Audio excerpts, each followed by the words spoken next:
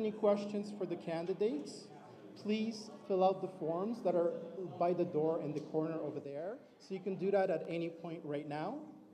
And so just to let you know, so please proceed. And the lady with her arms up right now, she's ready to help you with the written information, with the papers, and so on. So again, if you have any questions that you want to pose to the candidates, that will be the format. So if you can do that at your leisure.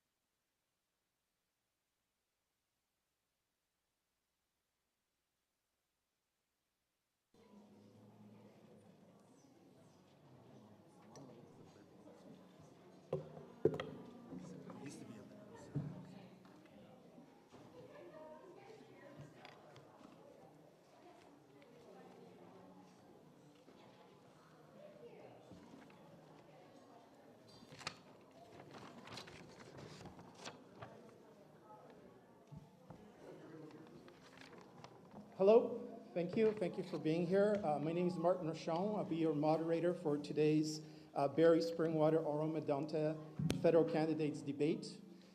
Before I start, I'm just going to read our territorial acknowledgement, land acknowledgement. So please bear with me.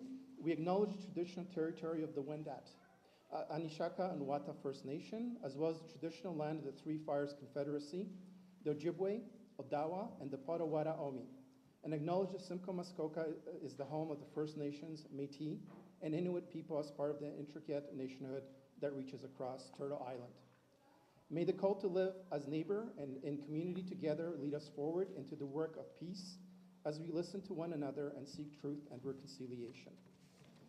Before I also continue, I just wanted to thank all the groups that are sponsoring this event, the Simcoe County Health Coalition, CARP, the Canadian Association of Retired Persons, the Seniors for Climate Action Now, Grace United Church for hosting us, and the Simcoe County Greenbelt Coalition. I also would like to welcome our candidates and thank you for being here. We have Greg Taylor from the Green Party, Michael Spears from the Communist Party, Rose Zakaris from the Liberal Party, and Doug Shipley from the Conservative Party. Before we get into the introductions from the candidates, I'm just going to very briefly mention the process that we're going to have here. So if you have any questions for the candidates, you can, right by the doors or going around, as you see the hands up there, you can submit your question in writing. We're going to ask that there be no disruptions of the questions and the answers, but we will proceed with having the questions posed for you. So let's begin with our introductions. We're going to start with Doug Shipley from the Conservative Party. Thanks to everyone for being here tonight. I do have to, before I say hello, I noticed one Leaf shirt in the background there. We'll try and get this wrapped up by 7 because I know there's a big game on tonight. Indeed we are. There you go. Also, the Barrie Colts are game 7, so we'll make sure that's also on tonight. Hi, I'm Doug Shipley, the Conservative candidate for Barrie-Springwater-Oro-Medonte. I'd like to thank the organizers of tonight's event, the Simcoe County Health Coalition, the Canadian Association of Retired Persons, Seniors for Climate Action Now, Grace United Church, and the Simcoe County Greenbelt Coalition for hosting us tonight.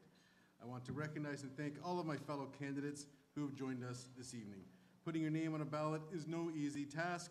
Campaigns can be stressful, time-consuming, and challenging for both the candidates and their families. I would like to commend you all for stepping up. I would like to personally thank my own family for their patience and understanding throughout this campaign and my past 15 years of political life. I look forward to an engaging conversation this evening about the future of our country and how we can all work together to make Barrie-Springwater-Oro-Medonte an even better place to live, work, play, raise a family, and retire in. Thank you. Thank you, Doug. And now we're going to have Michael Spears from the Communist Party for the introduction. Good evening, everyone. My name is Michael Spears, running for the Communist Party of Canada.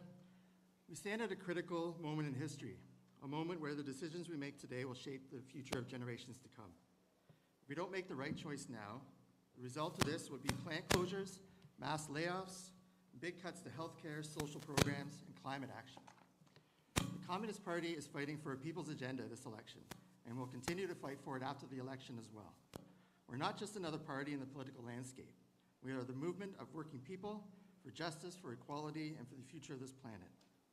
For too long, we've had governments that prioritize corporate profits over human needs. For too long, we've had a system that exploits workers, devastates the environment, and fuels wars. A system built on the exploitation of one person by another. The policies of the Communist Party offer a real alternative. Do not waste your votes on parties that serve corporate interests. Do not vote for the least worst option. Strategic voting will only get you more of the same. Instead, vote for real change, vote for a people's agenda, vote for good jobs, affordable housing, higher wages, and a livable future. Vote for equality, for peace, and for climate justice. Thank you. Thank you, Michael. And now we're going to have Rose Zacharias from the Liberal Party for the introductions. Thank you so much for having me. Indeed, also thank you to my fellow candidates. This is a race, and this is an election of our lifetime. And as your Liberal candidate, I have never taken anything more seriously. I'm a family doctor. I've lived and worked here for 22 years. Oro-Medonte is my home. And with my husband, we've raised 4 kids, and I couldn't be more proud to be a community member here. Indeed, I'm a professional and grew up in a hardworking family. My dad has an excavating business, a small business owner just south of here in St. Thomas, Ontario, and very proud to carry forward my traditional values of hard work, protection of our, honestly, of our sovereignty at this time, and what it means to be Canadian. That's the question on the ballot. And so I grew up in a household that wondered and wanted to know, where do our taxes go? How is it that we are organized as a society, and the hardworking dollars that I earn, are they being spent responsibly? And so that's what I look for in a leader. I look to trust someone. I see that. I see that in Mark Carney coming forward as a world-renowned economist that has the international trade relationships that will be absolutely key to protecting us, our businesses, the way we provide for our families, and to do it in a sustainable way, to look at climate action in a way that no other government is doing right now, and to give us the peace of mind. When I ran as the provincial candidate, there was anxiety at the door. What will it mean to call ourselves Canadian 6 months from now, a year from now? I want that peace of mind for us. And so I look forward to being your MP. I look forward to carrying your voice forward. And thank you so much for asking us some good questions tonight that we can respond to. Thank you. Thank you, Rose. And now we're going to go to Greg Taylor from the Green Party for the introductions. Good evening. My name is Greg Taylor. I'm an educator, photographer, Ward 1 resident here in Barrie, and your Green Party candidate. Thank you very much earlier for the land acknowledgement. That covers what I was going to cover, so thank you for doing that. Much appreciated. Very necessary. We face a great number of challenges today, and as a result, a better future can sometimes be hard to imagine. However, at this point, we must unite and we must move forward with bold action. The Greens have as broad a platform as any other party, but simply take a different lens to doing politics. A lens that's based on sustainability and cooperation. We are more concerned about bringing forward good policy than controlling power, and believe that the primary responsibility of an MP is to represent their constituents, not be a party cheerleader. I'm here for you in this riding primarily as my main focus. We are currently living in a world that has a range of significant crises, from the Trump threat south of the border that threaten our sovereignty. And we need to make sure that Canada does not end up going down the same two-party pathway that has largely led the United States in that direction. In order to ensure that doesn't happen, we badly need a proportional voting system. Must happen. More on that later. We must also take bold action on climate change and mitigation so that we can better deal with crises like the recent ice storm here in Simcoe County. That situation and its response were shocking and unacceptable.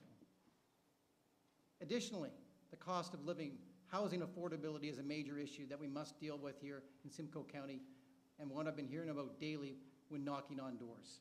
I look forward to discussing all of these issues and more with you tonight. Thank you, Greg. Thank you to all the candidates for the introductions.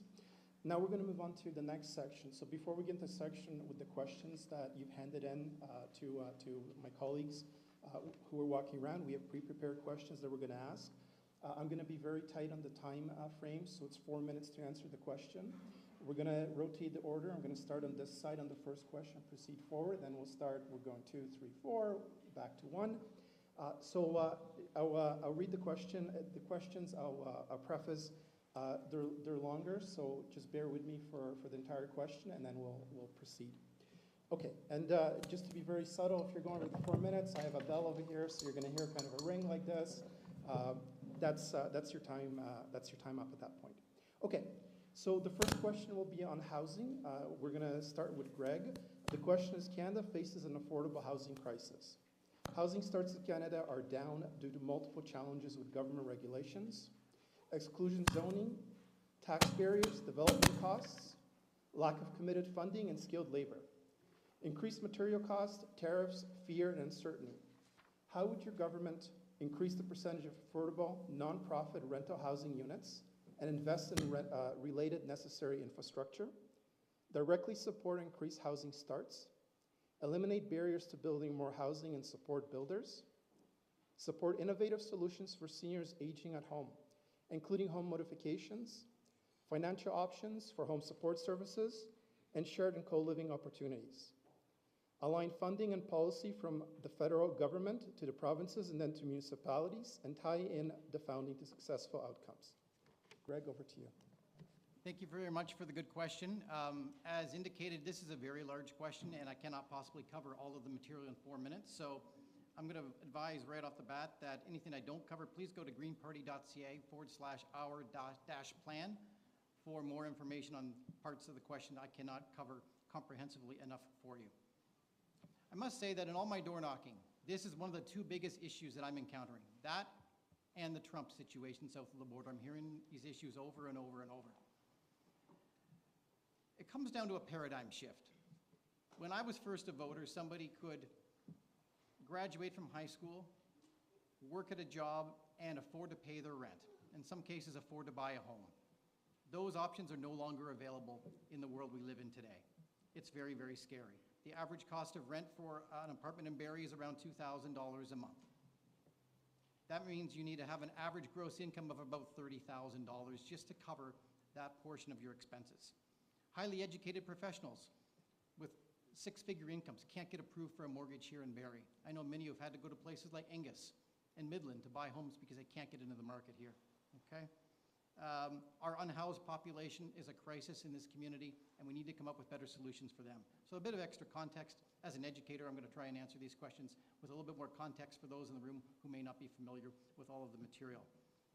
Causes of this, clearly we have not had enough housing starts. The Ford government's approach over the past number of years has resulted in Ontario having the least per capita housing starts in all of Canada. That's not good enough, so there's a supply and demand issue. We have a lot of people coming to this community from places like Toronto, international students, and it's putting great strain on our system.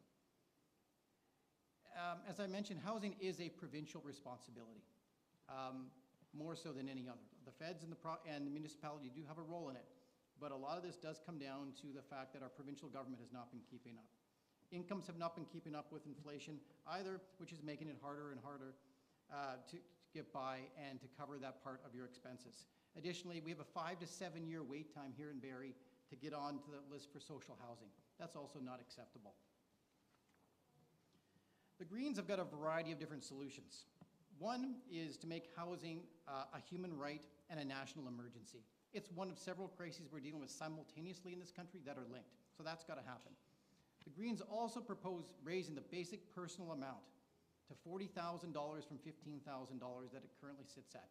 That would put an additional $3,000 every single year in people's pockets, and that can cover things like your rent, your mortgage payment, your groceries, things that we need to get by.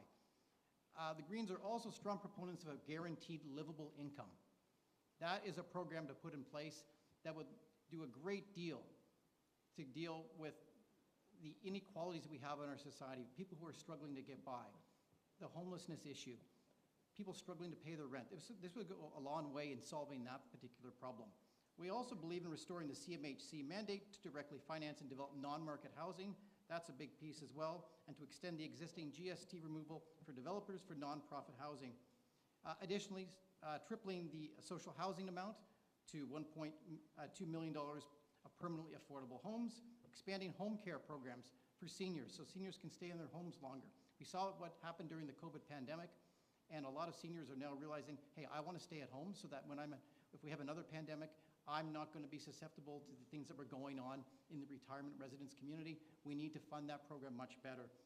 Green retrofitting programs to cut down on utility costs is a real great idea for the environment. It's also a wonderful idea to make it easier for lower income families. And last but not least, we need to protect the farmland of Oro-Medonte. That's a huge issue in this community. What's going on behind the scenes is not acceptable. Closed door meetings. What's the plan for Oro and Springwater? What's our municipal government's plan on this? We're not hearing much, and that's not acceptable. Please take that up with your mayor and your councillor. Thank you. Thank you, Greg. Michael, same question. Over to you. First, I think it's important to know that the housing crisis isn't just a lack of housing, it's an affordability issue. The vacancy rate in this area is actually quite high. It's almost at 2%. So it's not that there isn't housing available, it's also that it's just unaffordable. And a lot that has to do with the financialization of housing. And the blame for this current crisis can be laid squarely at the feet of previous liberal and conservative governments. They gave the real estate market to corporations who made it a speculative commodity instead of a right. And that has led to the high prices of both renting and owning a home here. And those who created the problem cannot be trusted to solve it. Our party would implement a number of changes. First, we'd enact a federal housing policy that recognizes housing as a fundamental human right and doesn't treat it as a commodity. We would build 2 million units of truly rent-geared-to-income, affordable public and social housing, creating hundreds of thousands of new green jobs in construction and manufacturing. The government can achieve this by making savings of scale if it itself manages the construction of housing units instead of offering incentives to the private sector. We're going to ensure that all rent-geared-to-income housing is genuinely accessible to seniors and low-income earners by setting rents based on actual income levels, including shelter rates for those on social assistance, rather than manipulated income thresholds that exclude those in greatest need. In addition to increasing Canada Pension Plan and old age security, we would fully fund any improvements to seniors' homes so they can stay where they want to live. We would expropriate derelict or vacant rental properties and convert them into rent-geared-to-income social housing. We would enact legislation to give municipalities the right of first refusal across the country to develop these new units of social housing. We'd also ensure that no one pays more than 20% of their income on housing by implementing rent control and rent rollbacks. We would extend rent control legislation to cover all rental units, including vacant ones. We would also establish land banks to preserve land for social housing, schools, hospitals, parks, and public works. We would build emergency shelters and transition housing to support those in immediate need. We would ban evictions, mortgage foreclosures, and utility cutoffs due to unemployment, strikes, or lockouts. And we would also guarantee tenants the right to organize so they can collectively bargain with their landlords. The causes of the crisis are government austerity and deregulation, corporate financialization and speculation. Policy solutions that amount to subsidies or incentives for developers, which the other parties are offering, and landlords have either been inadequate or contributed to the crisis. It's clear that the housing market has created massive profits for a few, but has been unable to guarantee sufficient construction and maintenance of acceptable and affordable housing. It's time for real action to confront the housing crisis. Thank you. Thank you, Michael. Rose, over to you. Same question, housing. Thank you. Absolutely an important question. And first of all, I want to say that you're not going to hear myself claim to have a monopoly on all the good ideas. My co-candidates here are bringing forward very good ideas when it comes to housing. What I know is that our current Liberal government and our current Prime Minister, Mark Carney, speaks differently about the housing crisis, and he should, because it is a different, really new national emergency when it comes to the lack of affordability in housing. And so we are no longer a federal government under Justin Trudeau, and that's really important. I see it when Mark Carney talks about an ambitious housing development plan. Mark Carney talks about, since World War II, there will be a new and different way of building deeply affordable houses that will impact us, that we need in our community, but clear across Canada. He talks about a public home building program, a commitment to 3.8 million homes by 2031, and earmarked 50,000 of those homes per year being non-market homes. So that's different than your real estate agent or your private land use to compete for your dollars and outprice you when you want to have a home to live in. We need affordable homes for seniors who are looking at their pension and what they will now be able to afford. We shouldn't ever, with a hardworking adult, land at retirement age and worry about you being able to live and be with your family in the community that you've learned to live and grow in and work in, to not be able to afford to live there anymore. Or students coming to invest in a community and also grow their families, or the skilled workers that our businesses rely on to be housed nearby to invest in living and working here. And so an ambitious plan to build homes is key. And I see that in the commitments that the Liberal government is making. I see it being ambitious. We talk about unlocking federal land. We talk about reforming the Canada Mortgage Bond Program, an investment of $15 billion to finance home builders to offset the weight, the burden of carrying a mortgage, so that there's investment up front, that it makes sense that you can carry the cost of a home. Also, eliminating the GST on new rental construction so that builders, when they're building, don't pass down that additional cost to the purchaser, but it's a supply and demand equation. They can build more homes and they can be more affordable. And these are key, concrete ideas that the Liberal government is committing to that I know will make a difference. It's also innovative. We talk about seniors and the idea of intergenerational homes. So tax credits when you build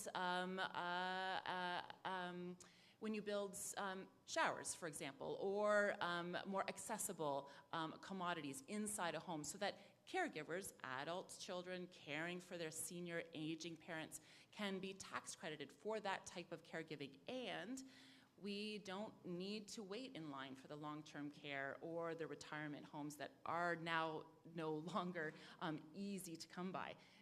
Having seniors age in place and providing for them there, and having the federal government commit to that being affordable because we desire it and it makes sense. Also collaborative, with some accountability, with provinces, with municipalities, that there would be a dashboard and there would be held to account. I look forward to having those ongoing conversations. Thank you, Rose.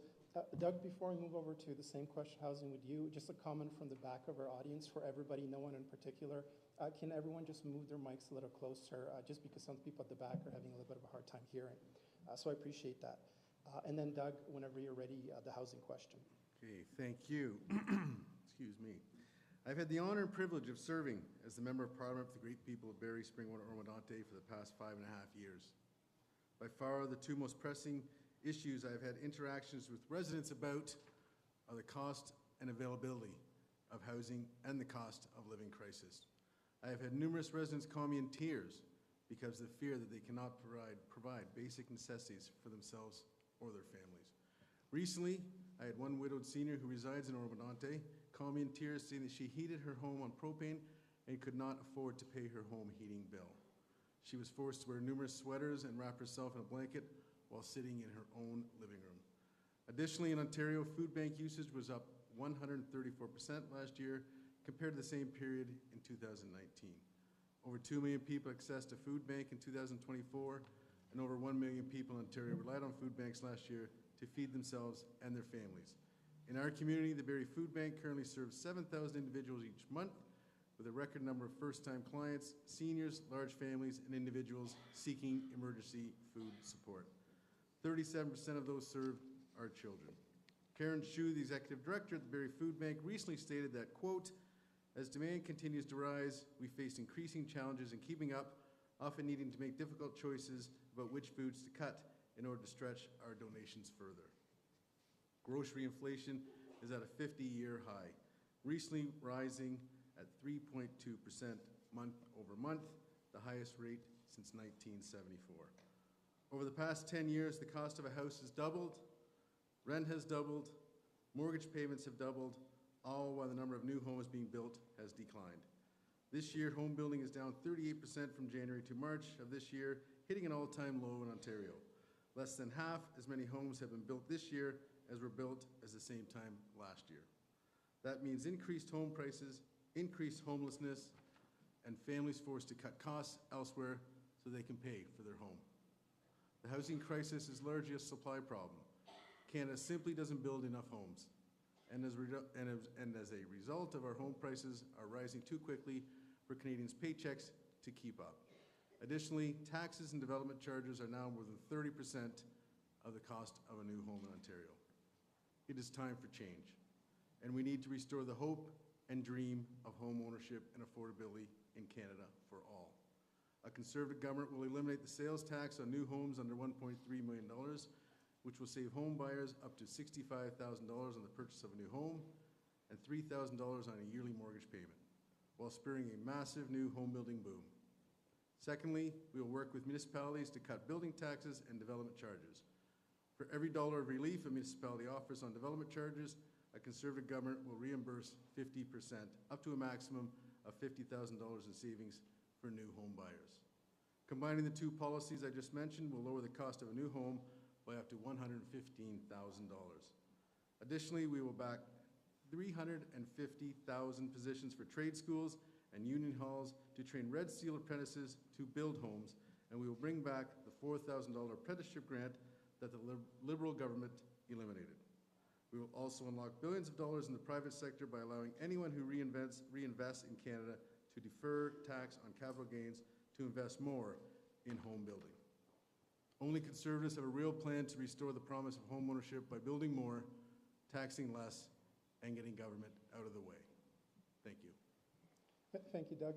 We're going to move on to our second question. So again, I'm going to read the question. We'll vary the order, but again, proceeding this way.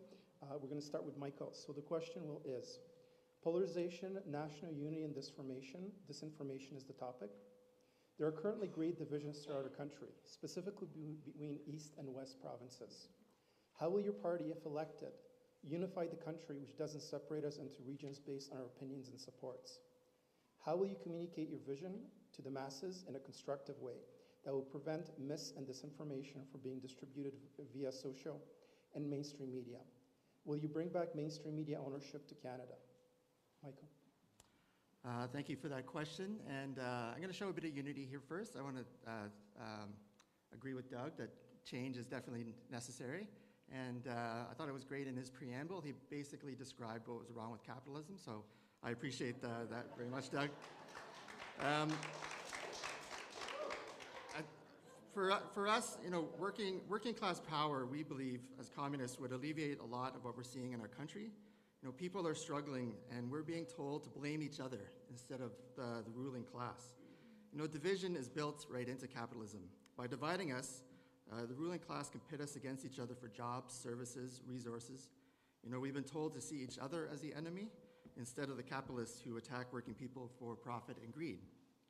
That's why the Communist Party, throughout our 104-year history here in Canada, has committed to representing only one interest. That is the interest of the working class of this country.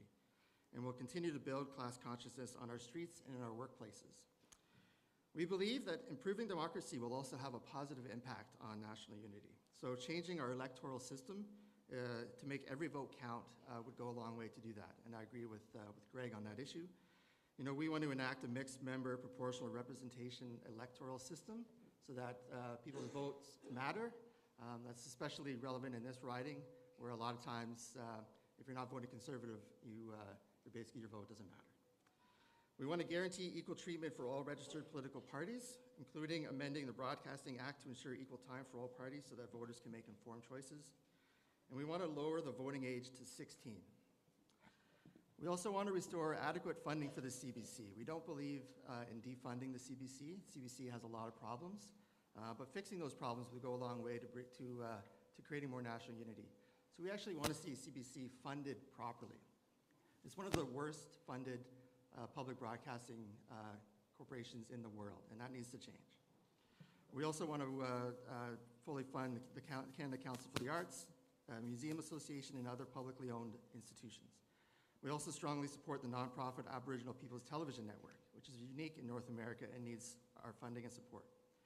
We want to regulate digital media platforms under the CRTC to ensure that all digital platforms, including social media, are subject to public broadcasting and media standards. We oppose the Online News Act and Media Protection Act, which we think fails to challenge corporate media monopolies and instead funnels money into existing for-profit news giants. I also want to say that my experience during this campaign has showed me more fully that our country is in desperate need of some better civics lessons. That's especially true as a communist candidate knocking on doors. I imagine you can imagine that. So we think that the political IQ of our community, a lot of people needs to increase and improve. So we think that improving that would probably go a long way in helping alleviate the crisis of division that we're experiencing. But ultimately, we need to do a better job of reminding working people that we have more in common with each other than we do with the millionaires and billionaires. So, thank you. Thank you, Michael. Over to Rose, the question, polarization, national unity, and disinformation. Thank you. A critical topic, and it is the ballot box question, I would say, to keeping Canada strong. We face the biggest threat to our future in Trump, tariffs, and where indeed our economy will go from here. We will need to diversify. We will need to do a lot of things internally to keep us strong. I've seen it as a unifying bit of knowledge, and people know that that is what's at stake when we go to vote. And so in that pursuit of unity and to keep Canada as strong as it can be, we need a strong leader. And there we have an opportunity to vote for who you trust. And it really is your trust. It's an act of trust when you put your X in the box on your ballot and honor that trust and respect it. I think people are taking this election extremely seriously. When we look for a government to earn our trust, we want to see action. And so where I see the Liberal government committing to unification is investing fairly in the broadness that we are as a country, whether it's agricultural investments in a rural area or the housing crisis in a more densely populated area, or even healthcare in the north.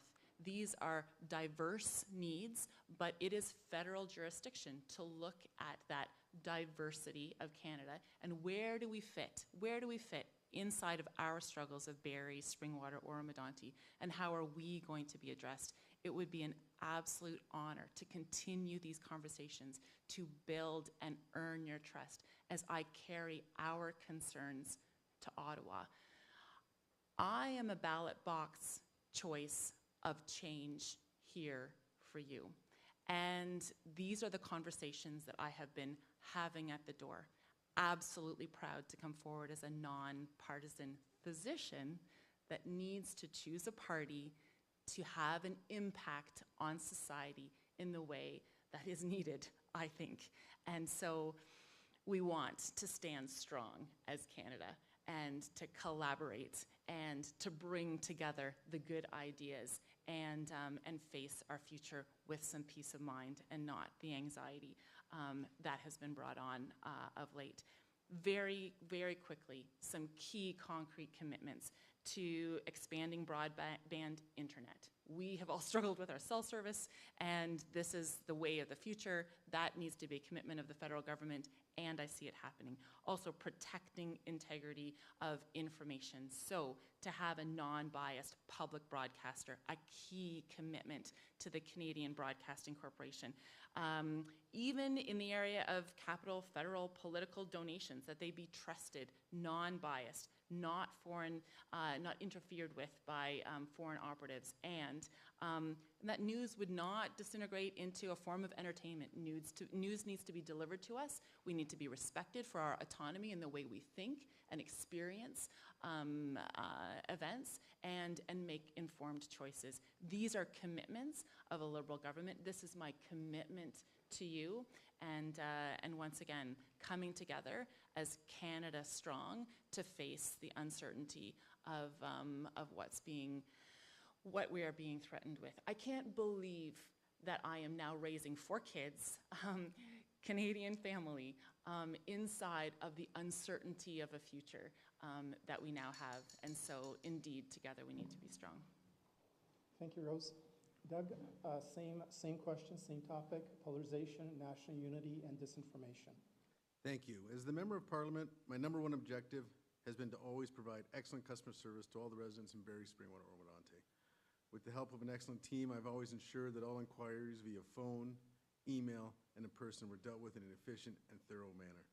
I am very proud of the service that my team and I provided to constituents, and quite frankly, I would like to invite you to review our online, unbiased Google reviews of the excellent customer service we have provided to all residents over the past 5.5 years. Thorough, nonpartisan communication with the residents of Barrie-Springwater-Oro-Medonte has always been a key initiative of mine. Some of the methods I have used are monthly mailers, monthly e-newsletters, columns in local papers, and outreach at local community events. Unfortunately, over the last 10 years, Canadians have become more divided than ever before, with rampant disinformation leading to severe questions of national unity.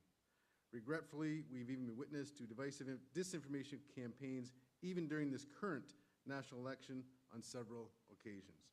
Notably, at one particular Conservative conference being held in Ottawa, a CBC reporter brought forward the alarming facts of Liberal Party war room staffers using party resources to infiltrate the Conservative conference and plant misleading American-style buttons at the conference in order to sow division and spread disinformation about the Conservative Party's members and platform.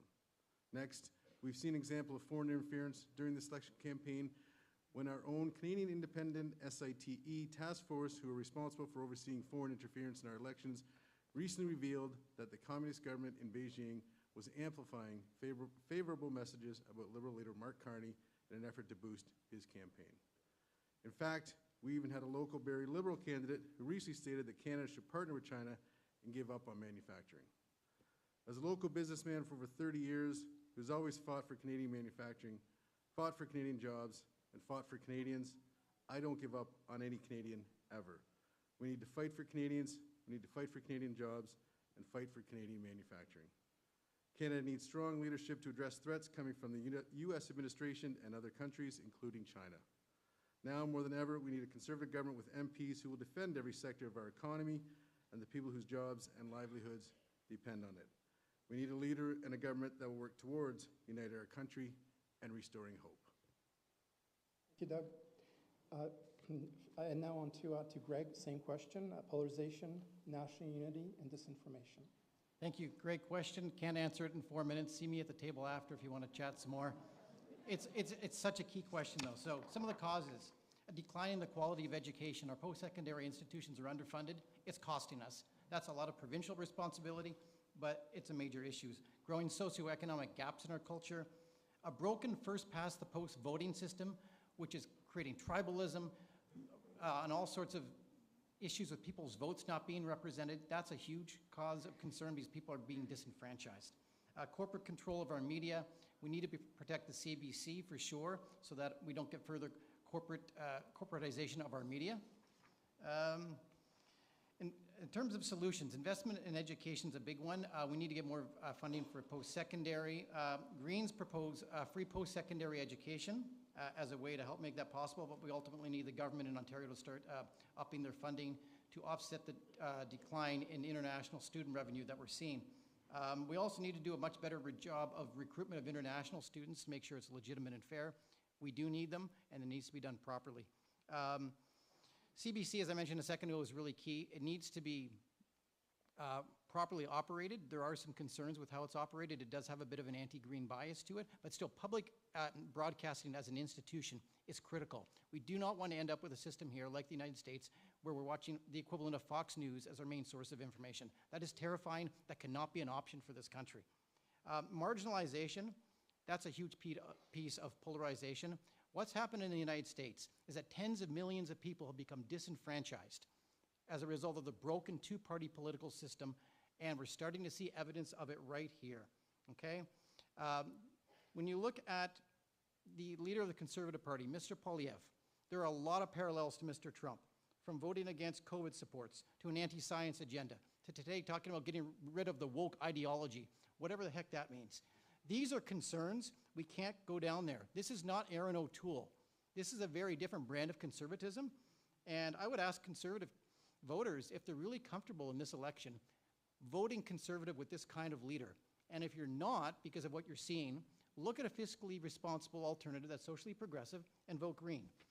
Our first-past-the-post voting system must go, as I mentioned a second ago. We see Conservatives getting more votes than Liberals in elections, not forming government. The Liberals getting double the number of votes in the provincial election, half the seats of the NDP. The NDP in the last federal election got 17% of the vote, 7% of the seats, and Green 7% of the vote in 2019, 1% of the seats. It's not working, folks. So we need to make sure that all perspectives are represented. So to close here, we need proportional representation. Fair vote is a great place to find out more information. The Liberals reneged in 2015. The NDP never prioritizes it. Only the Greens can make it happen. Doug Shipley gets elected with less than 30% of the overall popular vote, and those people get representation. Nobody else in Simcoe County does. If you vote for me and give me 30% of the popular vote, sorry, I should say of the eligible vote, my mistake for that, 30% of the eligible vote, I will work to make sure that your vote gets represented. Everybody's vote should be represented, not just the 30% of the eligible vote who votes Conservative. So that's a big part of what I'm supporting here and what I'm campaigning on. And whether you're a traditional NDP, Liberal, or Green voter, you need a change in the voting system. And because of what Justin Trudeau did with reneging in 2015, and the NDP not pushing it when they could have, holding the Liberals to a minority government, you vote Green, we're going to bring it forward. There's no other party right now that will allow all votes moving forward to count in this riding. Thank you. Thank you, Greg. We're going to move on to our third question, which is healthcare. And we'll start with Rose after I read the question. The healthcare question. Can you commit to upholding not only the letter, but the spirit of the Canada Health Act to ensure healthcare remains public and accessible for all Canadians, including Indigenous peoples, women, LGBTQ2S+ individuals, and rural and remote communities, stopping and reversing the privatization effort by several provinces? How will you hold provinces accountable for federal transfer funds meant for healthcare to be used for healthcare only? Will you commit to uphold full bodily autonomy and access to reproductive care, including abortion as an essential and integrated part of our public health system? Rose? Absolutely. I can't wait to address this question. So, thank you. I am a family doctor, and I have lived and worked here primarily at Soldier Memorial in the emergency department, and my husband's a pediatrician. So we came to this community successfully recruited by the Aurelia Physician Retention and Recruitment Committee at that time. Had a dream to have a family. 4 kids later, we're a family of 6, and we're never leaving. We love it here. This is home. And so my medical political career began when I was elected by 44,000 doctors in Ontario to represent physicians and make healthcare system recommendations to our provincial government. In 2021, it was my job to meet with Premier Ford, Health Minister Jones, and all MPPs across Ontario to talk about the healthcare system. Those recommendations were important. They haven't landed to solving our problems. We still don't have enough family doctors, and we still wait a long time in the emergency department, and our healthcare system has issues. My conversations at the door when I ran as the provincial candidate immediately turned to Trump, tariffs, the mental stress and the anxiety that we feel as our nation is under threat. It made absolute sense for me to jump from my doctor career through the candidate experience as your provincial candidate into this race, because the stakes in this election are absolutely high when it comes to our health and well-being. I am absolutely proud to stand under the Canada Health Act, which should hold our provinces a bit more to account when it comes to spending dollars. I think there should be a tracker. We measure progress, we collect the data, and we find out at the end of the day how many more people in Barrie have a family doctor. If that's not enough, then the federal government doesn't give Ontario that portion of dollars because it didn't result in the goal that was set out when the money was initially delivered. So there is a role to play under the Canada Health Act to deliver experienced results when it comes to how you are going to experience your health care. I stand by that, and I want to see that through. As far as protecting and expanding reproductive health care, absolutely standing with our diverse community and in all the different ways that we access the healthcare system to be respected, to step forward, not because you have an ability to pay or jump the queue when you need to see a specialist or have a CT scan or a mammogram. It's based on need and your diagnosis, and a physician can deliver that care to you, as well as the team, the nurses, the pharmacists, and the lab technicians can deliver that care to you because you need it, not because you're being asked to pay for it. These are things that we are proud of, and I think what unites us as Canadians, and the Liberal government is committing to seeing that through. It's what makes me very excited to go to Ottawa for us to stand behind this commitment specifically. And there needs to be more accountability. That's where I see the federal role stepping in with the provincial delivery of healthcare, and very excited to be more involved. We need to be supporting healthcare workers. My motivation to coming into medical politics was healthcare provider well-being, and we want our providers, our discharge coordinators, our personal support workers, our mental health and addictions community workers to be well, because they're in the business of wellness, and we have sometimes seen them exiting the profession. Oh, I can't wait to stand behind our healthcare commitment. I can't wait. Let's keep having these conversations.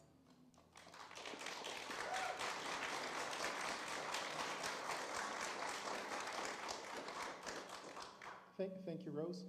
Doug, same question, healthcare. Thank you. A little bit of a tough act to follow a doctor when talking about healthcare, but I'll do my best here. Conservatives are fully committed to upholding the Canadian Health Act and will continue to look for ways to partner with provinces through healthcare transfers to build up provincial healthcare capacity, deliver better care, support healthcare workers, and ensure that all Canadians, including women, Indigenous people, rural Canadians, and members of the LGBTQ2S+ community receive quality access to care. After a decade under the Liberal government, our healthcare system is under a considerable amount of stress. Millions of Canadians do not have access to primary care.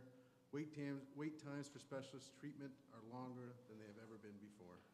Canadians are spending more time in emergency rooms, and thousands of Canadians are dying on waiting lists for medical care. I previously sat on the Barrie and Area Physician Recruitment Task Force and worked for many years to bring physicians and healthcare workers to our region. Therefore, I've seen firsthand the impact of the shortage of healthcare workers in our community. The Liberal government promised to recruit 7,500 more doctors, nurses, and nurse practitioners to care for Canadians. They have failed to solve Canada's major shortage of doctors, nurses, and other healthcare professionals. And under a new Liberal government, these problems are only to get worse. A major issue that is preventing us from hiring more doctors is bureaucratic red tape. Currently, Canada has 13 different bureaucratic processes to get licensed to become a doctor, nurse, or other professional. Even those born in Canada but who study abroad in advanced countries cannot return and easily get licensed, and those who are licensed in one province often can't easily work in another because of conflicting standards. That's why, as part of our plan to remove interprovincial trade barriers, Conservatives will establish a Blue Seal national testing standard to get a license in regulated trades, starting with doctors and nurses, but continuing until all regulated professions are covered. Provinces and territories would have the freedom to join or keep their own systems to establish this Blue Seal. We will work with provinces in the healthcare sector to establish a national competency body that will set standards, just like the Canadian Council of Directors of Apprenticeship does for the Red Seal certificate that exists for many skilled trades. We will sign a deal with provinces and territories that would create a 60-day standard so foreign-trained health professionals applying for Blue Seal certification get a chance to take the test and get an answer within 60 days. Finally, Conservative leader Pierre Poilievre has been very clear that a Conservative government will not support or let any legislation pass that would regulate or restrict abortion or a woman's right to choose. To quote Mr. Poilievre himself, he has stated, quote, I can guarantee you there will be no laws restricting abortion when I'm Prime Minister, end of quote. This has been in our Conservative Party policy since it was adopted by our party members in the year 2004, so this is a 21-year policy adopted by our members and upheld at all of our subsequent conventions. Conservatives will lead a government that lets people make their own decisions about their lives, their families, their bodies, their speech, their beliefs, and their money. Thank you. Hey, Doug, Greg, you're going to get the same question, but just bear with me for a moment, just to make sure that we're all being heard on the live stream. I apologize. I'm going to ask everyone just to move their microphones a little closer before we continue. I appreciate it. Greg, same question, healthcare. Thanks for the question. A huge one, can't answer it properly in 4 minutes. So again, I recommend greenparty.ca/our-plan for more information. As has been communicated already, we have millions of Canadians who still don't have access to a family doctor. That's nothing new. That problem hasn't gone away. Election after election, we keep talking about it. Interesting, isn't it? Wait time for specialists, that's no better. And what has not been mentioned is access to mental health support. That's a huge issue. It's hard to get it. Some people can't afford to get it because not everything's covered under OHIP. That needs to change. And overall, the system is broken because the paradigm is wrong. Okay? So what's led to this? Well, we've known for decades we've got an aging population in this country, and we've got a lot of immigration. When those two things are combined, you're going to have a system that starts to break down. And unless we start dealing with the root causes, we're going to be getting more and more privatization creeping in. We're seeing it in Ontario as a result of what's going on with the Ford government, and it's going to get worse. We'll be having the same conversation in the next election unless we start to do some things very differently. Greens have got a lot of different ideas. I'll go through some of them with you now. First of all, to put through a Primary Care Health Act so that everyone is insured, that they have a family doctor and don't have to go to a clinic or even worse, the emergency department to overrun what's going on in those areas. That needs to happen. Expanding mental health care to cover therapy, counseling, and psychiatric services under OHIP. Mental health conditions are very, very serious. We're seeing an increase, especially with our youth, and they're not being properly supported.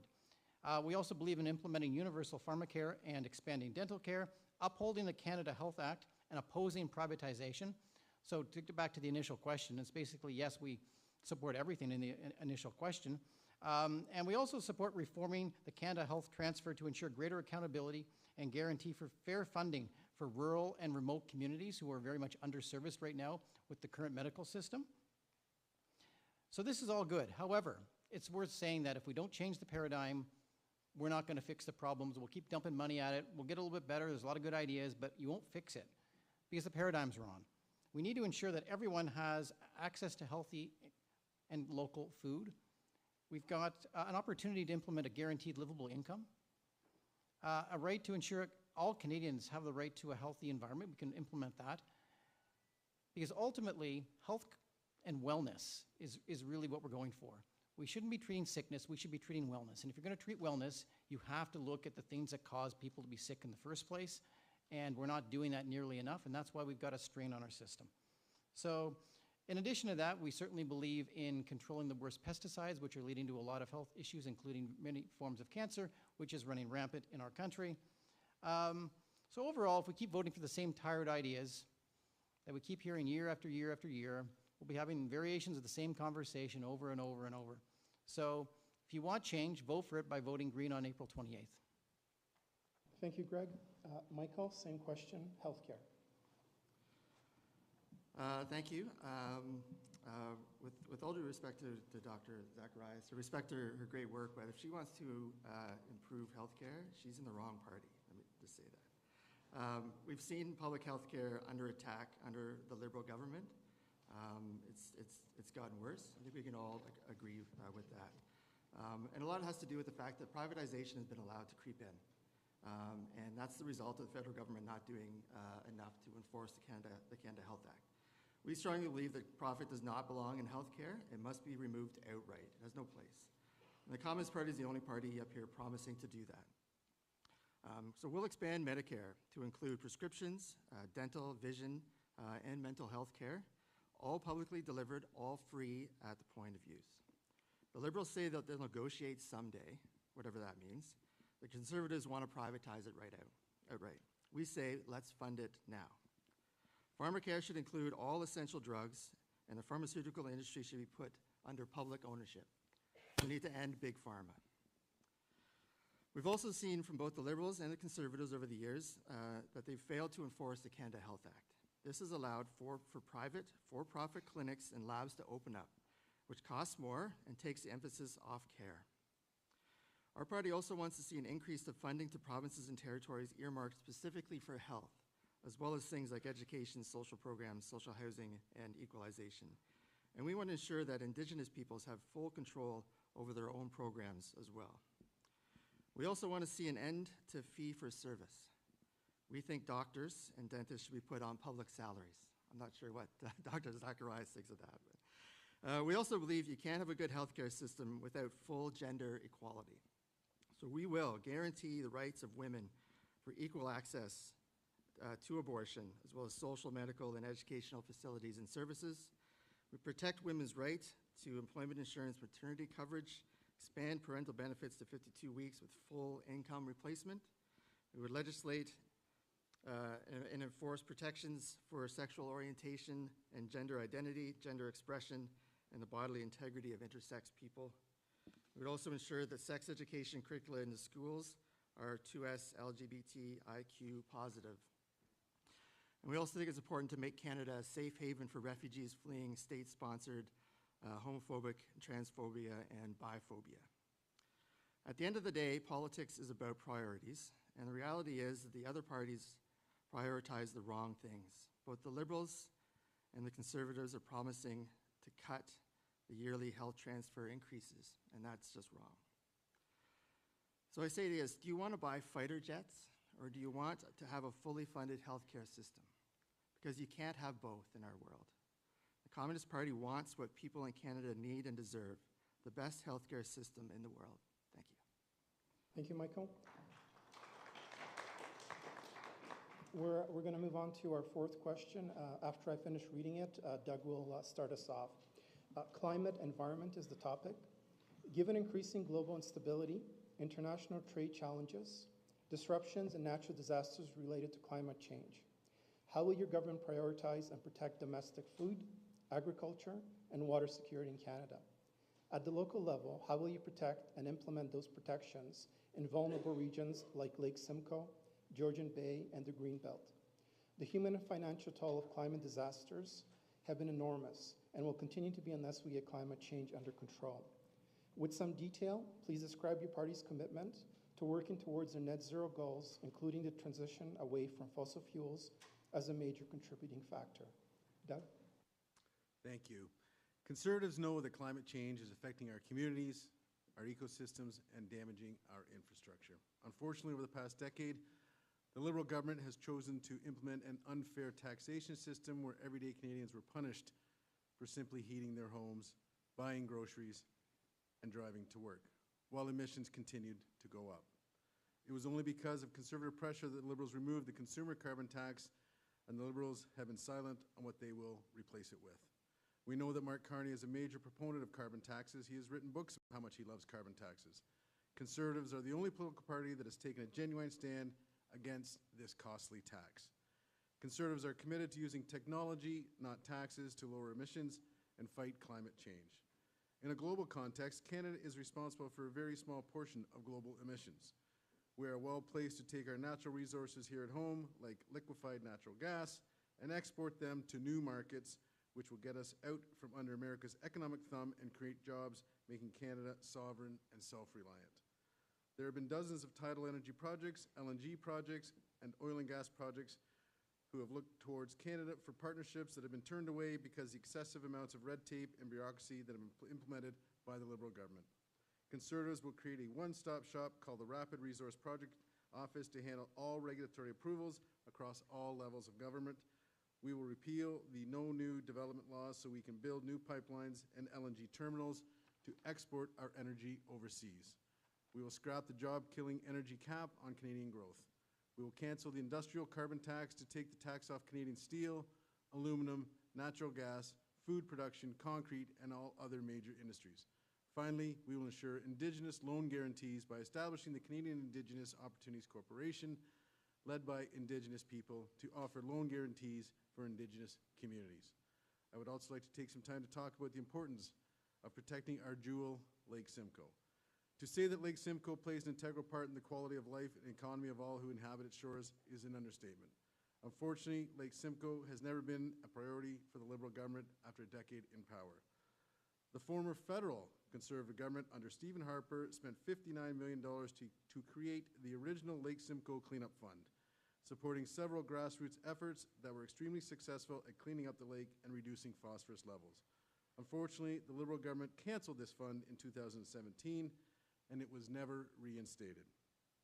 Many people here tonight may remember that in October 2019, Christopher Freeland stood on the shore of Kempefelt Bay in Barrie just days before the 2019 election. Advance polls opened in a last-ditch effort to gain votes in this region and announced a $40 million fund for Lake Simcoe, a promise that never materialized. Conservatives, especially those who represent this region, such as myself, have been calling for the reinstatement of the Lake Simcoe Cleanup Fund for years, but the Liberals failed to deliver for over a decade. Empty campaign promises and no action will not be enough to protect Lake Simcoe. Only Conservatives are the true stewards of clean water in Simcoe County. Thank you, Doug.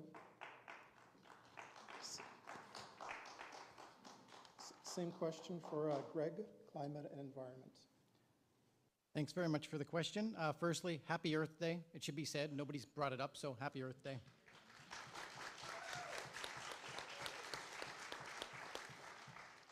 I'm going to spend most of my time on climate, so let me address the water issue first. The Greens propose launching a national water strategy to ensure water is a public common resource, not a commodity. Okay? Prohibit bulk exports. That's a major issue moving forward, especially with what's going on south of the border. We need to protect the green belt from development, like we have seen recently in Ontario. That goes without saying. On to climate. Climate change is a well-known environmental issue. At this point, it's not that anymore, really. It's an economic crisis. We've seen Lytton, BC burn to the ground, Jasper burn to the ground. Look what's happened here with the ice storm we've just gone through. This is going to happen more and more and more. We need to be prepared. We need to be doing a lot better with our emergency response, and we need to be reducing emissions at the same time. House insurance rates gone up by 65% in Ontario. We're looking at $25 billion, the cost every year to the Canadian economy to deal with the impacts of climate change. This cannot go on. The Paris Accord target, 40% below 2005 target or level, by 2030. We're 9% below. That's a little bit of progress. So emissions are going down a little bit, but we're supposed to be 40% by 2030. We're not getting there. We've lost the consumer carbon rebate, which, by the way, was good public policy. 80% of Canadians ended up with more money in their pocket. So I'm going to suggest that the candidates who don't understand this should do a little bit more research on the topic.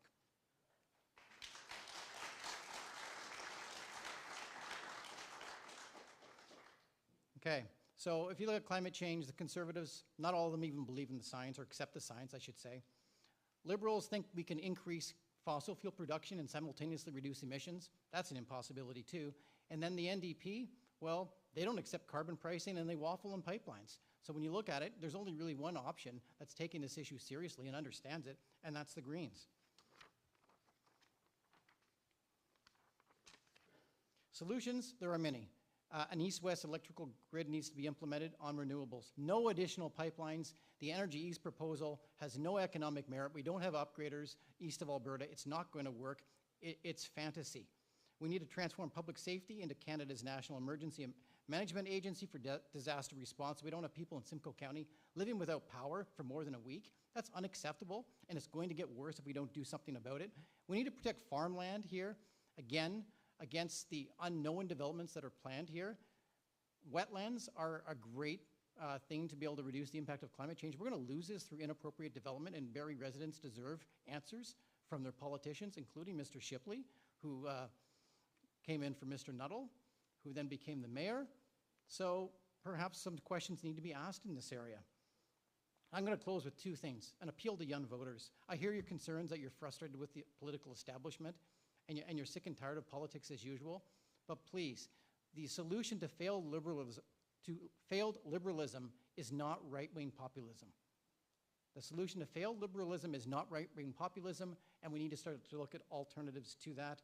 And if you want an alternative, please suggest going green on April 28th. And to the parents and grandparents in the room today, think about the legacy that you're leaving your children. Are they going to be able to afford a home? Are they going to have a livable climate? Are they going to be able to have a good quality of life here in Simcoe County? Right now, things are not going the right way socially, economically, ecologically. So think about that very, very hard and whether you really are comfortable with the world they're entering. And if you're not comfortable with the political establishment that you're seeing, we need to be doing things differently and looking for alternatives. We need to vote for change, and voting green on April 28th is by far the best way to make a clear statement that you want change that will give your children and your grandchildren a brighter future. Thank you.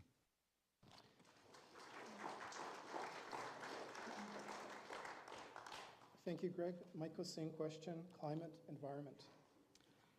Thank you. This is an important question. Obviously, it's one of the biggest existential crises of our time. And let me just start by saying that our party believes that working people shouldn't have to carry the bulk of the responsibility for climate action. Be part of the solution, of course, but it is the corporations, the rich, and the governments who enable them who need to pay up to stop climate change once and for all. The Liberals, under Trudeau and now Carney, have mastered the art of sounding progressive on the environment while doing the exact opposite. They promised climate action and then bought a $4.5 billion oil pipeline with our money. Meanwhile, the Conservatives don't even pretend to care anymore.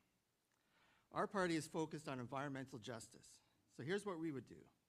We would establish public ownership and democratic control of all energy and natural resources, including extraction, production, and distribution.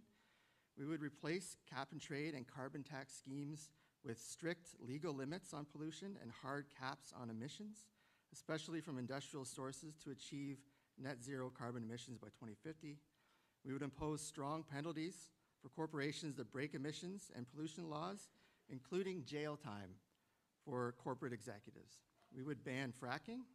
We would phase out tar sand operations, compensate First Nations affected, and guarantee jobs for energy industry workers in the renewable energy sector. We would slash the huge carbon footprint related to the deployment of fighter jets, the naval fleet, and other military purposes by implementing a 75% cut to military spending. We would cancel the order for 88 F-35 fighter jets, 15 new warships, and armed drones. If you believe in more military funding, like all the parties up here do, then you don't really have a climate plan.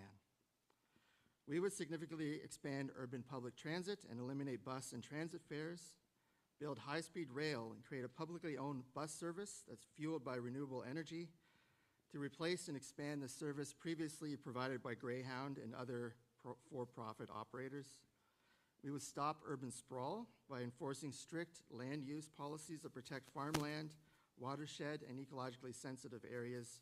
We would halt corporate land speculation and uphold Indigenous land rights through free, prior, and informed consent. We would ban cryptocurrency mining and ensure data centers are powered exclusively by renewable energy. And we would ensure that Canada's food sovereignty. We would ensure Canada's food sovereignty through policies that benefit family farms, fishers, and other primary producers, including income supports if necessary. We would support organic farming, reduce the use of antibiotics, fertilizers, pesticides, and other potentially harmful farm inputs. Locally, we support an expanded greenbelt. We would demand a new federal assessment for the Bradford bypass, and I, as MP, would help put together a Made in Simcoe County plan to protect Lake Simcoe and reduce phosphorus levels, as well as ban the use of road salt. The times require bold, revolutionary action, and that's what the Communist Party promises to deliver. Thank you. Thank you, Michael, and thank you for all the candidates for answering all four of the questions. And I have questions from the audience. I wasn't able to answer on climate. Oh, I'm very sorry, Rose. Yeah. Please go ahead. Thank you, Yeah. thank you, thank you. Climate action is absolutely critical to sustaining a bright future for us and our families. Absolutely. It hasn't become the ballot box question because we are thinking about economy in the face of Trump's tariff threats. However, the Liberals have a climate action plan. When you look at your ballot and you are deciding between us and the Conservatives, as a nonpartisan voter, it has been absolutely clear to me prior to getting involved in politics that Pierre Poilievre is not leading with a climate action plan. He's not. I appreciate the passion, the necessary passion of my candidate colleagues here to my left, because that needs to be embedded inside of a plan for economic growth as well. because those two things will lead us into a bright Canadian future. I don't think we have to decide between climate action and economic growth. And when you look at how the Liberal Party has laid out their plan to invest strategically, mindfully, responsibly in harnessing our renewable energy and our resources as a Canada, diversifying our exports, that energy corridor east to west, that is also inside of a responsible, sustainable plan, which is absolutely critical. So we talk about the Canada Water Agency, protecting that, and in embedding standards and cleanup investments and anti-contamination laws when it comes to our agriculture and looking at our waterways. We also talk about transitioning from fossil fuels responsibly. So retraining skilled workers, protecting those jobs as technology advances us and as we harness our hydropower, our solar power, our wind power. Canada has so much to offer. We know that there are eyes on our Great Lakes, threatening eyes, and this is what we have to protect, and we can harvest this in renewable ways as an energy superpower in the world. And so a government needs to lead us in that way extremely strongly. We do need to build out a clean electricity infrastructure, and there is a clear commitment, Mark Carney has spoke about it specifically, that by 2035 we would have a net zero electricity grid. These are complicated promises, and they are important, and we will need to lean into the expertise, the lived experience of those economists that have navigated these difficult decisions when it comes to sustainability and economic growth. And so that's what I want to promise you. As I step forward, as leader here, I would lean into these conversations with the Simcoe County Greenbelt Coalition. I would lean into the conversations to better understand how are we going to be specific in our protection of Georgian Bay, Lake Simcoe, our Greenbelt. How do we be very action-oriented, and where is the scorecard, and who will keep us to account? There will be a constituency office that's got a door wide open for ongoing conversations to bring back the federal aims and goals and how it applies specifically to us here. It is actually joyful work. I live across from the Langman Sanctuary, if you know it. If you've come down near Bass Lake Provincial Park, that's actually home. And we enjoy our green spaces and people that are passionately committed. And it matters. It matters on a global scale. We felt the weight of the pandemic. That was a worldwide event that shook us. When we see and experience extreme weather events, 2 weeks ago, the ice storm, and we went without power, we went without internet connectivity, our houses were cold, we were hauling water from the creek to flush the toilet because it went back nearly to pioneer days, it felt like, because that was thrust upon us. There is an energy inside the weather system, the climate, the fossil fuel emissions that have happened irresponsibly that will weigh down on us, and we need to have a clear plan, and we do. Thank you, Rose.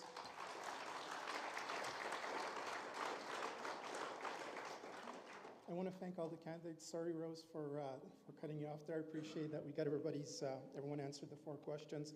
I'm very cognizant of the time we have left, so I do have audience questions, and then we have the closing statement. So on the question I'm going to pose, I'm just going to ask that we can stick to, I know it will be difficult, but to 1-minute answers. And I did not receive any questions for Michael, so I'm going to go in the order I received these questions, Doug, Rose, Greg. Doug, from our audience, how can your party ensure that democracy will be upheld while your leader campaigns on the use of the notwithstanding clause?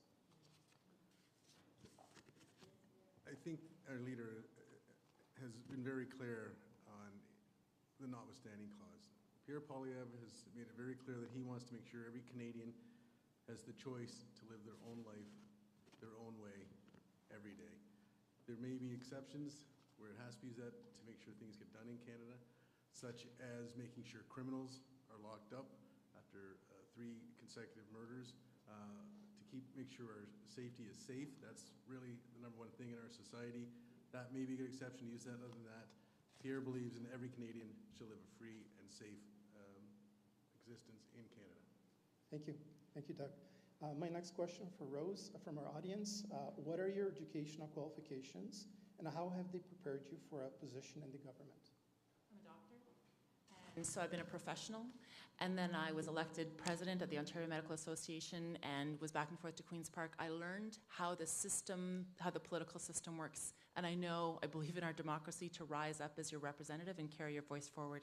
I am enrolled in the Global Executive MBA program at the Rotman School of Business at the University of Toronto. And so I understand systems. And I have traveled the world, Singapore, San Francisco, Brazil, to understand how do other governments manage these challenges, climate action, affordability, taxation, democratic rights and freedoms. It's been an incredible educational process. I love learning. Oh, I'm qualified. In many ways, you can look at my report card, but I'm a people person too. My greatest joy has been to be at your doors. The people who know me well know that I love to lean into the conversation. So I'm a listener. I intend to earn your trust and deliver when I'm your MP. Thank you, Rose.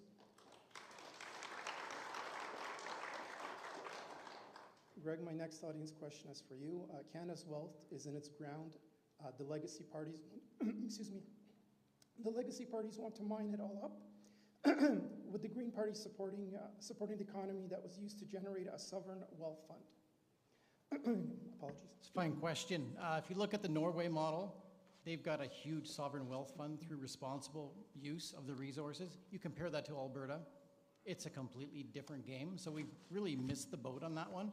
Moving forward, of course, we've got a lot of resources in our ground. We can do a lot of good things with them. We need more focus on using those resources here and not just shipping out raw products to other countries. So if we can extract and then we can develop some of these resources here and keep more jobs and revenue in this country as opposed to shipping it out somewhere else, that's going to be a major advantage for sure. And if we tax companies appropriately, we can get a lot of resources. That being said, fossil fuel production on a large scale, further pipelines, that sort of agenda is not sustainable and it needs to be phased out. So things like the Energy East pipeline or another pipeline to the West Coast should just be considered as non-starters given the world that we're living in right now. Thank you, Greg. I want to thank the audience for their questions. There's a lot of other good questions in here as well, but we're running very short on time. We're going to get into the closing statements. So I'm going to take a pause for a moment to let everyone have a breather. And then we're going to start in the reverse order whenever you're ready, just from the reverse order of the introductions.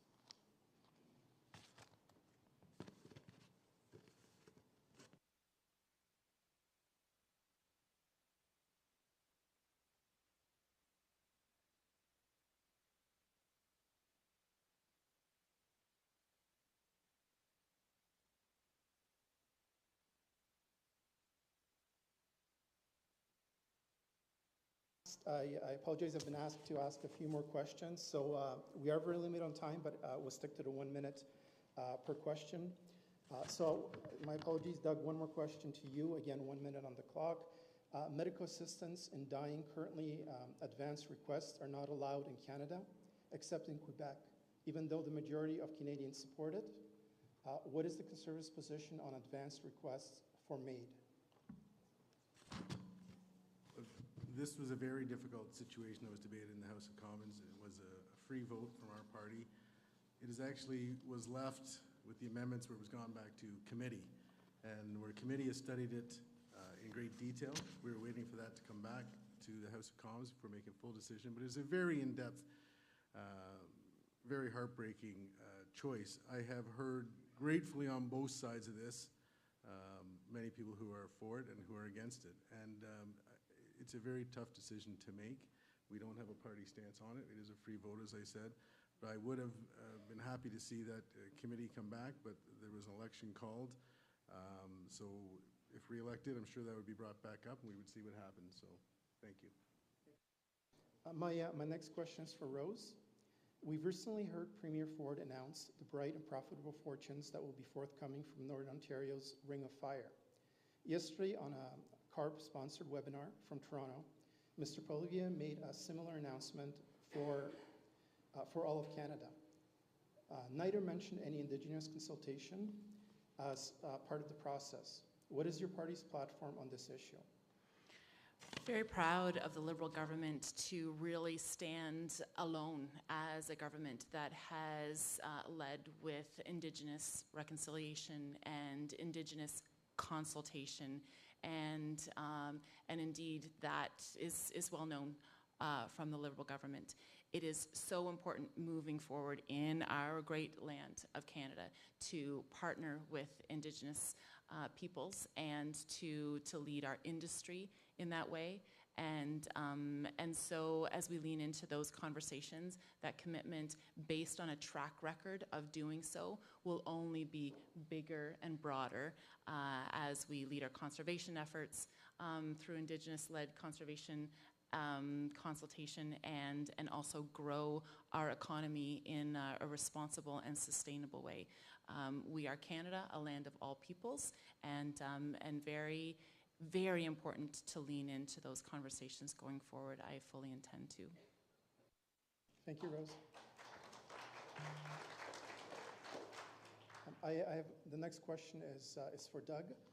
For the remaining questions that I have, there will be for Doug and Rose, based on audience question per chosen candidate. Would I be able to make a suggestion? We do have 4 candidates up here. I'd be willing, if Rose is also, if all candidates were allowed to answer the questions. Would that be possible? I have no issue with that time-wise, so that's fine. So we'll ask this question and then we'll open it up to the candidates. Doug, the question, I'll start with you though because it was addressed to you, and then we can move maybe Rose, Michael, and Greg. So the Conservative Party has promised to defund the CBC if elected. Will you personally oppose this move? Defunding does not mean getting rid of the CBC. What defunding means is removing the taxpayer-paid portion of that. Mr. Poilievre wants to keep the French radio portion still funded, but he does see some need to remove the public portion funding of that. It becomes more of a publicly funded situation where they could still be on TV, they could still be competitive, they would just have to go and do their own funds, do their own advertising, but not be funded with taxpayers' money.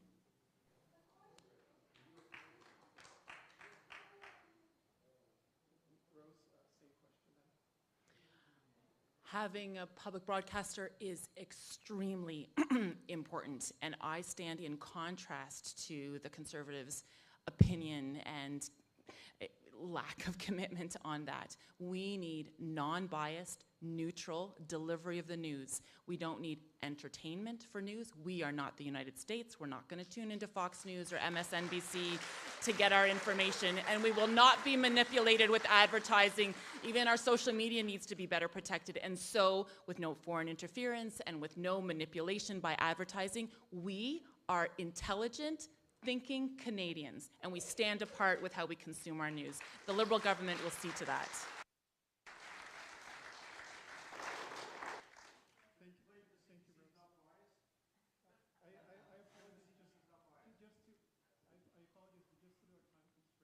Appreciate it. I'd like to answer that. Well, we don't have the time in this, so I very much appreciate your question, but we'll continue. We'll give everyone else a chance because we're kind of rolling towards the end, and I'm grateful that everyone's answering the additional questions. So, Michael, same question about CBC. Yeah, I'll be quick. So yes, fully funded CBC is critical for our country, and I say fully funded because under the Conservatives, under the Liberals, funding has been cut back. So I'm glad that Dr. Zacharias is passionate about this issue, and I hope if she gets elected and the Liberals form government that she's just as passionate around the cabinet table when it comes to this issue.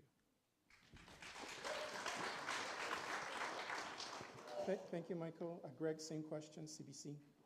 The Green Party is strongly supportive of a well-funded public broadcaster. The CBC is a key part of our national culture and identity. That's not even debatable. And the alternative to going to a greater concentration of media under private hands is terrifying. Rose hinted at it, she's absolutely right. We do not want to be going to a world where the equivalent of a Fox News is the #1 source of information in our country. We've seen what happens south of the border with that particular issue, and the consequences are terrifying.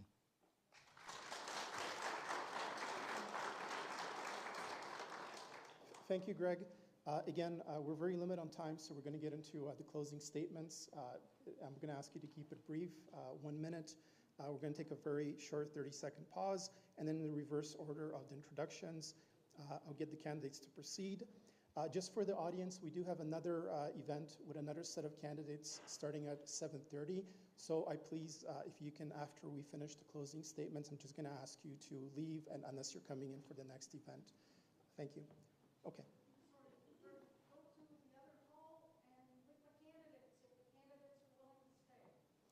So if everyone heard that, if the candidates are willing to stay, they'll be available to answer your questions in the hall where my colleagues are pointing very nicely. So that might be an opportunity to ask those questions. And I appreciate, again, there's so many questions. I appreciate everyone being here, the audience, and as well as everyone doing their closing statements as well. So anytime we're ready, we'll just proceed in the reverse order.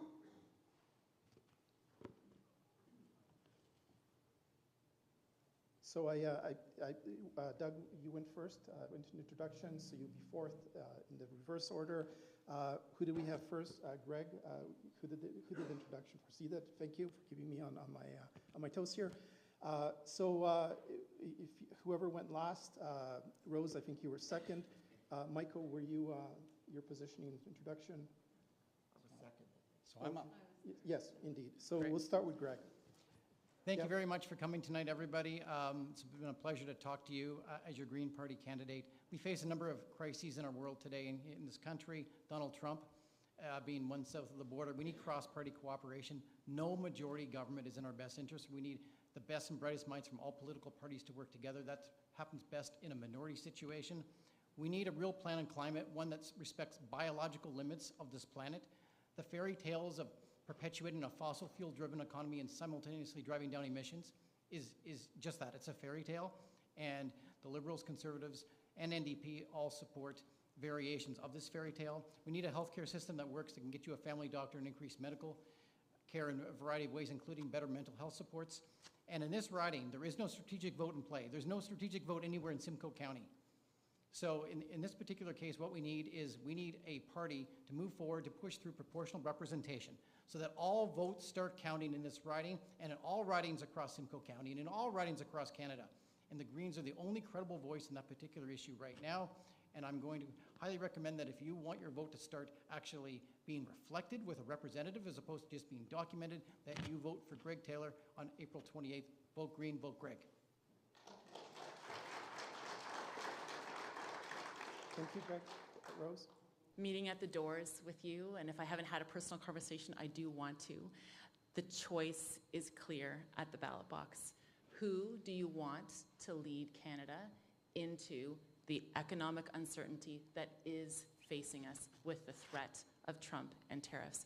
Mark Carney is the right person for the right time. And a voice of change here in Barrie-Springwater-Oro-Medonte is a vote for me. And so it would be a privilege to carry forward our concerns about our businesses, about our issues around affordability, about our passionate need for climate action and for peace of minds and peace of our mind and the peace of mind we want to raise our families here.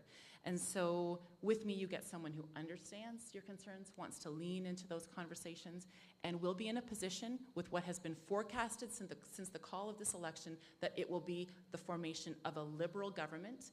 And with me, you get an opportunity to have someone represent you there from a strong, stable, Liberal majority government. Potentially, I see that happening, and I want to speak up for you. So thank you. I will continue to earn your trust. We have a few more days before now and Election Day. Happy to have the conversations and happy to continue them afterwards also.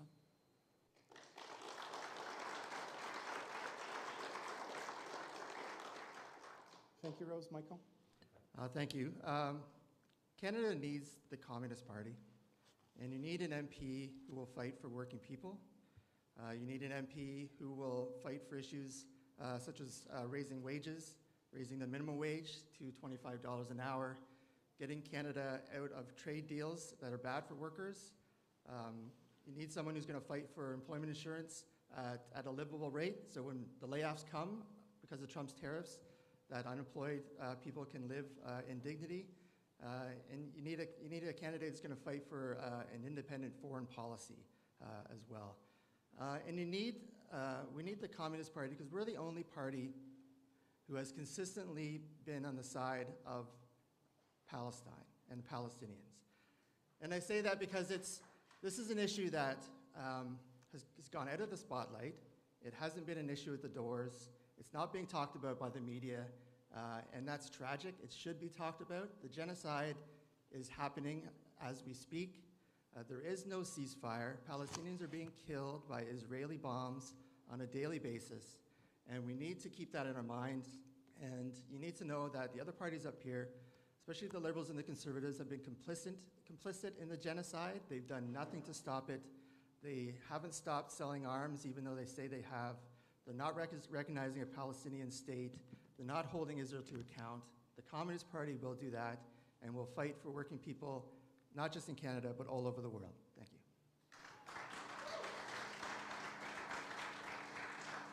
Thank you, Michael. Doug? Thank you. Thank you to everyone for coming tonight. It is really appreciated. I've sat here now for almost an hour and a half, and I've just recently heard my Liberal candidate mention she's been going to many doors and listening to issues. Folks, those issues are not new. They were not created by Donald Trump. Those issues have been growing for the last 10 years under this current Liberal government. Affordability, crime, housing are all up. Violent crime is up 50%. Human trafficking is up 84%. Total incidents of violent crime, 116%. Donald Trump didn't cause those. Affordability, grocery inflation is at a 50-year high, recently rising at 3.2% month over month. Housing pricing, rent has doubled. Housing costs have doubled. Homes have doubled. These aren't new since Donald Trump took over in January. Yes, Donald Trump in the U.S. is an issue right now, but our number one issue right now are our local issues going on in Canada. Remember that. Remember your children, remember your grandchildren, make sure there's a future for them. Vote for hope, not fear. Let's get a Conservative government in Ottawa for change. Thank you.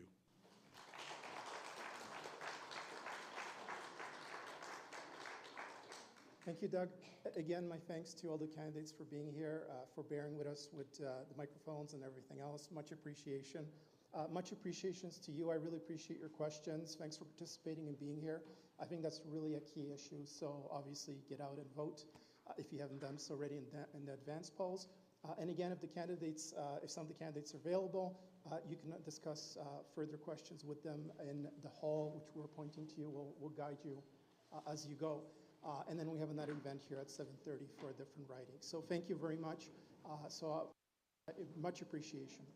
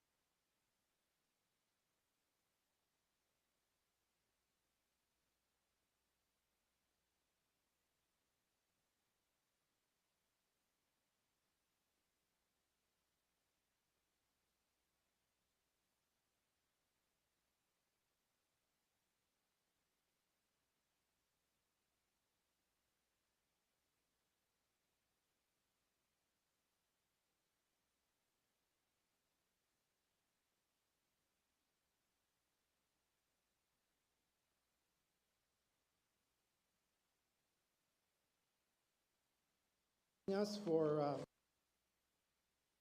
Barrie-Innisfil. Joining me today will be, Barrie South Innisfil. Joining us today is John Brassard from the Conservative Party and John Olithius from the Liberal Party.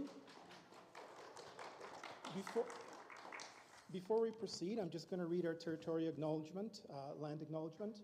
We acknowledge the traditional territory of the Wendat, Anishibak, and Wata First Nation, as well as the traditional lands of the Three Fires Confederacy, the Ojibwe, Odawa, and the Potawatomi, and acknowledge that Simcoe Muskoka is the home of the first of many First Nations, Métis, and Inuit people, as part of an intricate nationhood that reaches across Turtle Island.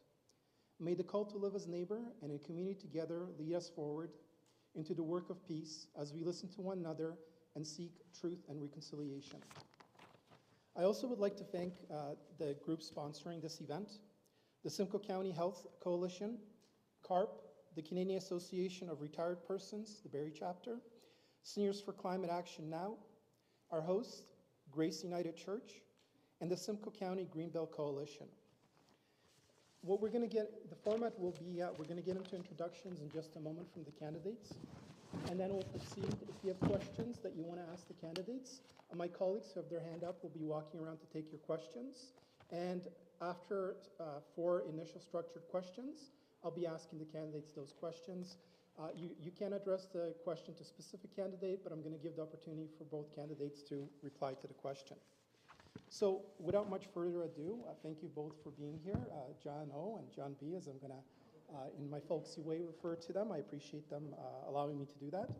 So we're going to start off with an introduction from John Olithius from the Liberal Party. Okay. Thank you, everybody, for coming out. Really appreciate it. Yeah, it's just John and I up here. So we've known each other for years, so this is a good opportunity for us to kind of share our ideas and our plans for our future with you all. I just got a few comments here. I can say the election comes at a time of crisis. President Trump has disrupted global markets. He's basically created an issue for all of us, probably everybody in the world right now. What we're going to need with Canada, we want to keep Canada strong, a sovereign nation. I think we both agree with that as far as getting things done. We're going to have to protect Canadians. We're going to have to keep our markets growing. It's a situation where this election is of huge importance. We have to get the proper leaders in place to get us through this mess. So it's a trying situation, but I think particularly the Liberal Party will get us through this. Thank you. Okay. Now our introduction for John Brassard from the Conservative Party. Thank you so much, and I want to thank CARP and the other organizations for organizing this event this evening. I also want to thank John for stepping forward and putting his name on the ballot. It's a tough decision to do that. Anytime you engage and participate in the democratic process, we should obviously be respected for that, and so I congratulate you for putting your name on the ballot. Just a little bit about myself. I've been the Member of Parliament now for 9.5 years. Before that, I was a city councillor here in Barrie. I've spent 19 years serving my community, and before that, I was a firefighter in the town of Markham, spent 30.5 years. So serving my community has come naturally to me. And I would agree with John that this is a important election. In fact, many people that I've talked to, either at the door, in my office, on the phone, by email, they've all said that this is the most important election in our history. One of the things that you're going to hear tonight, I'm going to focus on restoring the hope and promise of our nation. The situation with Trump, obviously it's to be concerned about, but I will say that many of the problems that we've been facing over the last almost 10 years of this Liberal government has come as a result of failed policies, failed economic policies, policies with respect to social policies, domestic policies. These challenges were happening long before Trump's threats of tariffs. And so that doesn't mean that we don't take those threats seriously. We have to make sure that we insulate ourselves as a nation from them And we're going to talk about some of those ideas tonight. So I want to thank all of you for being here, and thank again Rogers TV for recording this and making it available for everyone to see. Thank you, John. So we're going to get into the first part of the question period, where there's going to be 4 general topics. My questions are going to be quite lengthy. I'm going to put, we've got a little more time because we have 2 candidates here. So last session we were a little shorter. I'm going to put 5 minutes on the clock for the answer for each one. And then I've got a little bell here that you're going to hear ring if you happen to hit the 5-minute mark, just to give you a warning. So again, and the way we're going to start off with, John Brassard for the first question on housing. Then I'm going to go to John O for the next one, John Olithius, and then we're going to flip the order on each question and proceed through the 4. So here's my question on housing. Canada faces an unaffordable housing crisis. Housing starts in Canada are down due to multiple challenges, with the government regulations, exclusionary zoning, tax barriers, developmental costs, lack of committed funding and skilled labor, increased material costs, tariffs, fear and uncertainty. How would your government increase the percentage of affordable, non-profit rental housing units and invest in related necessary infrastructure, directly support increased housing starts, eliminate barriers to building more housing and support builders, support innovative solutions for seniors aging at home, including home modifications, financial options for home support services, and shared and co-living opportunities. Align funding and policy from the federal government to the provinces, and then to municipalities, and tie the funding back to successful outcomes. So, John B., question to you. Thank you for this very important question. The issue of housing affordability and housing attainability. We have seen over the last 10 years, as a result of government policy, housing increase. The cost of home sales has more than doubled. We've seen rental increases that have doubled, that have basically priced many people out of the housing market and has caused this housing attainability and affordability crisis. There's not a day that goes by in my office where we're not walking somebody in off the ledge who is having problems paying their rent or paying their mortgage. And in particular, young people are really suffering right now. I have 4 kids. None of them are in the housing market. Many of them have done the right things. They've gone to university, they've got an education, they've worked hard. In some cases, some of them work 2 jobs, and yet they still can't afford the cost of home ownership. And for many of them, it's the down payment that's causing the problem, because at a 20% requirement for down payments on an $800,000 or $900,000 home, well, do the math and see how difficult it is for many of those young people to find the down payment. Now, you know, obviously, you know, I consider myself, I've worked hard my whole life. My wife and I have invested wisely. But we can't, with 4 kids, supply them with a down payment. We just don't have the financial means. And so what that means for all of us, we have to refocus our priority on housing and making sure that housing affordability and attainability is there for young Canadians. I talk to many, many young Canadians, as I said, and not only do they feel lied to and let down that they were going to have the prospect of a brighter future, many of them are despondent right now and in a state of despair because they don't believe that housing is going to be there for them, particularly in our area where we've seen an increase in housing. So, you know, what are some of the things that we can do and some of the things that policy proposals that we've proposed? Well, we've talked about building 2.3 million homes over the next 5 years with a credible and realistic plan by helping Canadians save an average cost of about $100,000 on the purchase of a new home. One of the things that we've announced is axing the GST on all new homes under $1.3 million, saving up to $65,000 on the cost of a new home and $3,000 per year in mortgage payments.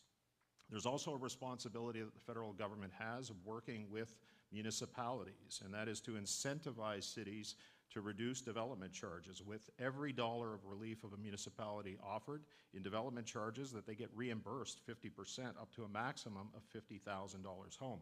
Now, if you talk to any developer, And I've talked to many, and you talk to city officials, they'll tell you that the cost of development charges, building fees, and permits make up a good portion of the housing market right now. So if we can work with municipalities to incentivize that, scrap the underused housing tax that costs more to administer than is collected in taxes, and we're talking about efficiency here.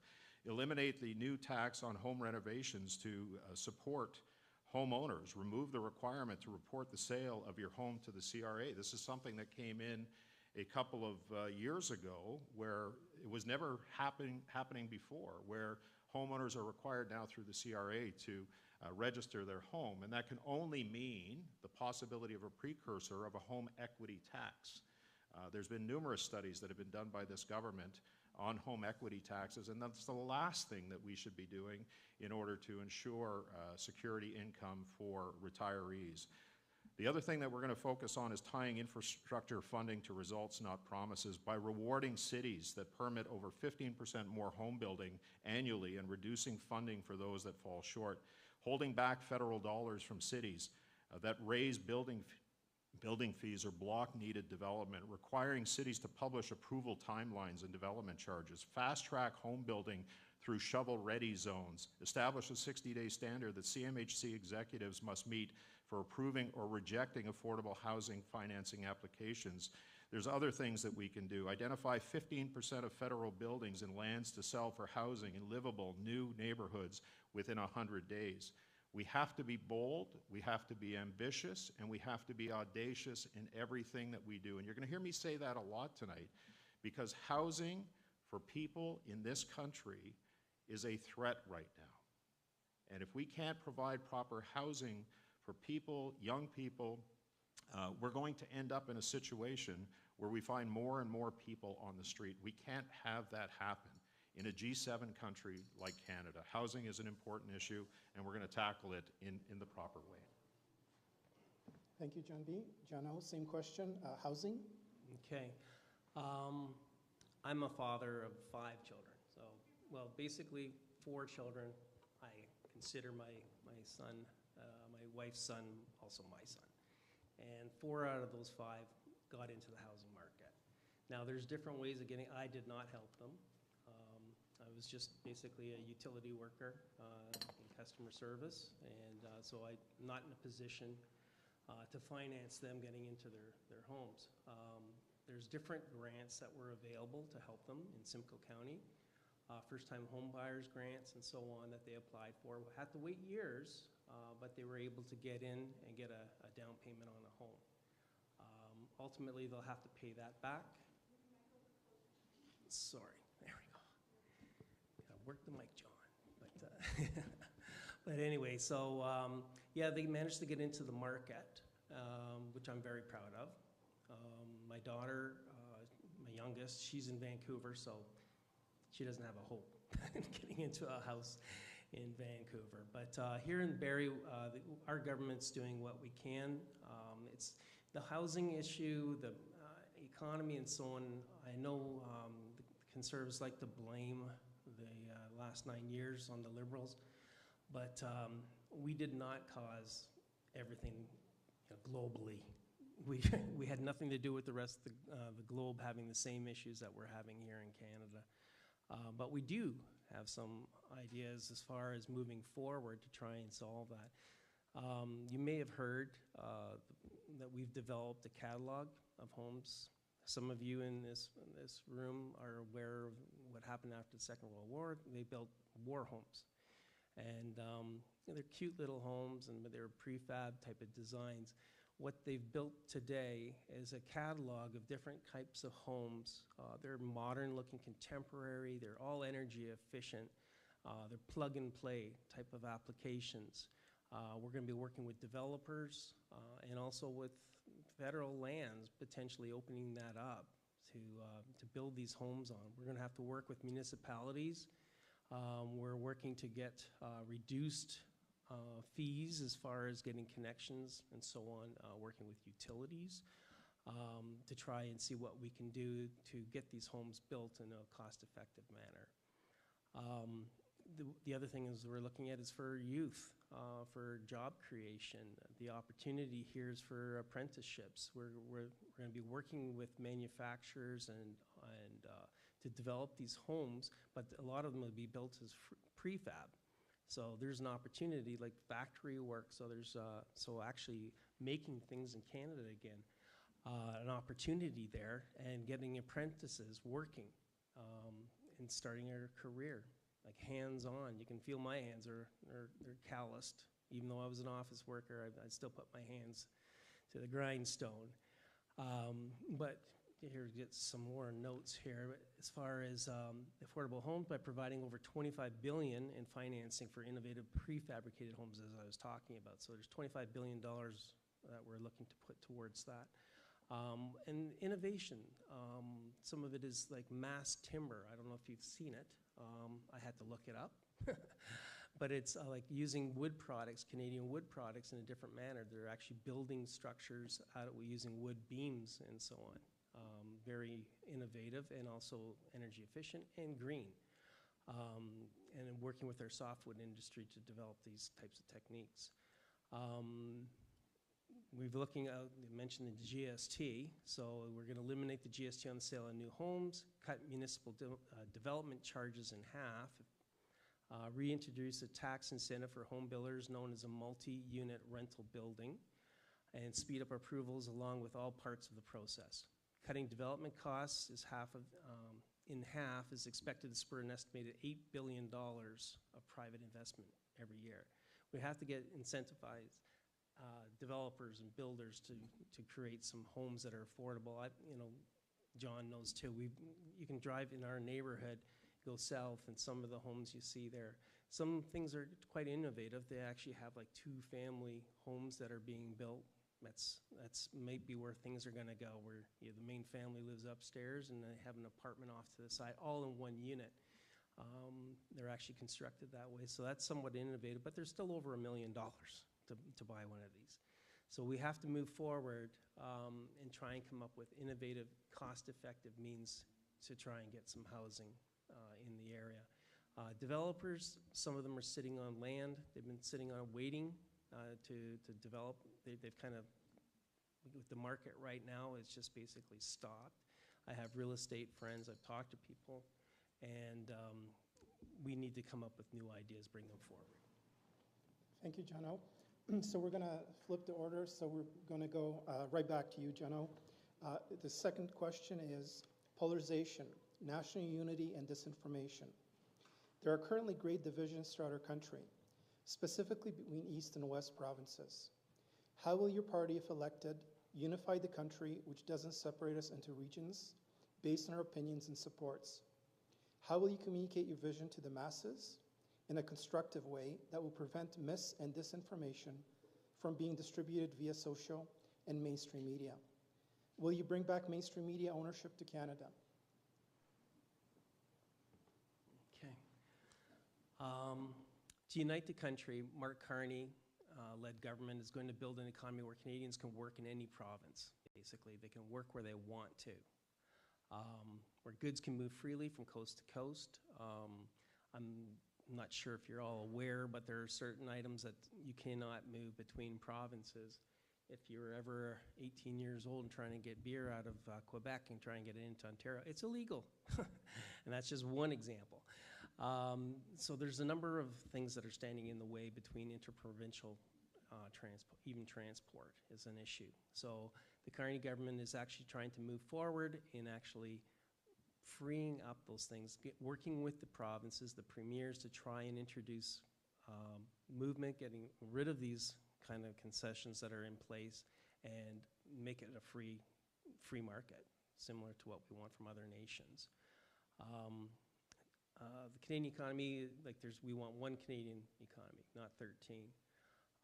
We're going to reduce internal costs by up to 15% to expand the economy by up to $200 billion, we figure, just by freeing up the interprovincial movement of goods without costs. There's a nation-building projects that connect Canada and grow the economy, such as a high-speed rail train, from Windsor to Quebec City. We're in favor of a transcontinental grid, which I've been, as a hydro guy, been wanting forever. Technically, it hasn't made sense in the past, but now they're actually looking forward to moving that. And I think a number of parties are actually looking at that, finally thinking it's a good idea. So we can move electricity from one end of the country to the other. We all know about time of use rates, and the situation is we have so many time zones in Canada. Certain provinces are actually in off-peak, as we're approaching mid-peak or on-peak, so we can actually share our electricity across, and electricity is the cleanest form. We're looking at pipelines, and I know the Conservatives are always looking at pipelines and moving oil and so on, but I think if you look at Newfoundland, they have oil, and natural gas. They don't need Alberta oil to be moved across. This is kind of my personal opinion, but if you can't find a company that's willing to build a pipeline, there's no business case. So we're talking about an economist here. He's going to be looking at, it's got to be a viable project in order to, if the federal government's going to finance it. So that's not going to happen. Perhaps, if somebody comes up with a good solution. As far as the CBC, holy smokes, I'm a fan. You hear people calling it, I don't know, fake news or biased news or whatever it is, but I'm a fan of the CBC. CBC, up north, you're listening to CBC radio, especially if you have any French. It's mandatory in Canada. And I can read you a few of the shows that I watch. Have you ever heard of Schitt's Creek? CBC, okay. Now there's, as far as this hour has 22 minutes, they're a political comedy type of show, and they make fun, and their number one person they made fun of was Trudeau. But he was a good, good sport. He would take some of these things in stride. And they make fun. And they make fun of Pierre, too. But North of North, it's a brand new show, and it's actually in Nunavut. So it's actually a pretty cool show. Not too many people have probably watched it, but it's like lifestyle in the North. It's absolutely amazing. You can learn a lot about our country just by watching that show. Son of Critch, that's Mark Critch, who's also on 22 Minutes. It's about Newfoundland and him growing up when he was a kid in Newfoundland, so you get a good experience there. CBC Radio, I listen to the news on CBC, and I do listen to other stations, and even, our local Rogers, they broadcast and so on. But yeah, it's mainly the international news I get from CBC. It's something that we need in this country. If we put funding together, there are private news channels, but most of them are funded either by U.S. or other things. Canadian, and by slashing the CBC, I think it's just wrong. It's part of our nature. And where would you get shows when they're talking about none of it, And, pardon me? Coronation Street. Well, yeah. So they're willing to bring that, Coronation Street from Britain and other shows. It's our heritage, So I think it's something that we need as people to retain and hold fast and finance. Thank you, John O. John B., same question, polarization, national unity, and disinformation. Okay, so I kind of feel like Bill Withers and Grover Washington Jr. up here, just the two of us, right? Remember that old song? The interesting question, because I am the most recent chair of the Ethics Committee of Parliament, and we have done substantive investigation on disinformation and misinformation. And judging by the room, and not to judge the age of those who are here, I think all of us remember when disinformation and misinformation used to be called lying, right?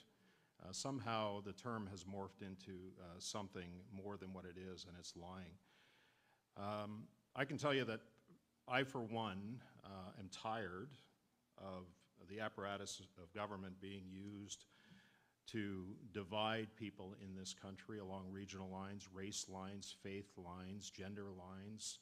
We've seen a concerted effort on that part, and I'm tired of it, because we face some great challenges in this country, and the magnitude of the challenges that we're facing right now require all of us to be working together, not to be divided along those lines.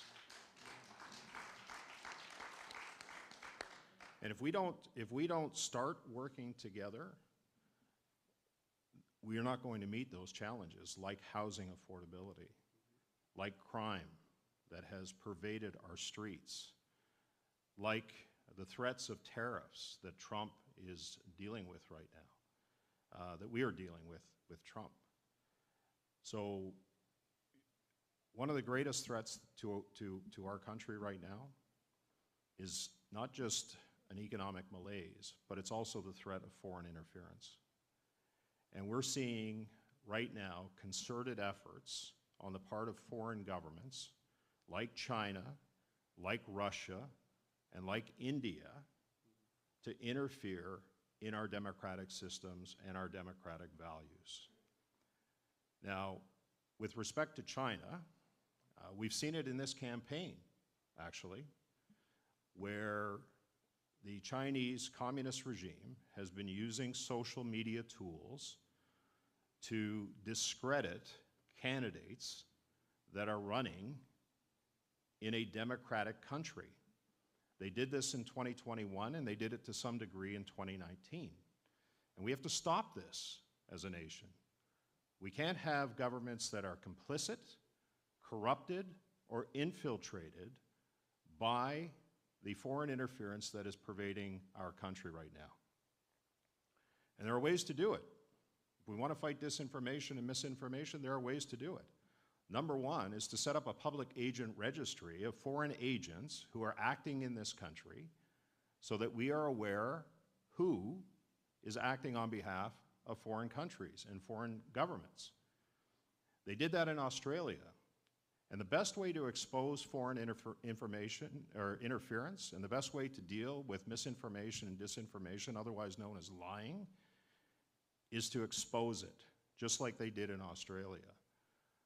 Now, for me, I've been a little concerned. In fact, I've been a lot concerned about seeing a recent candidate suggest that a Conservative Party candidate in Don Valley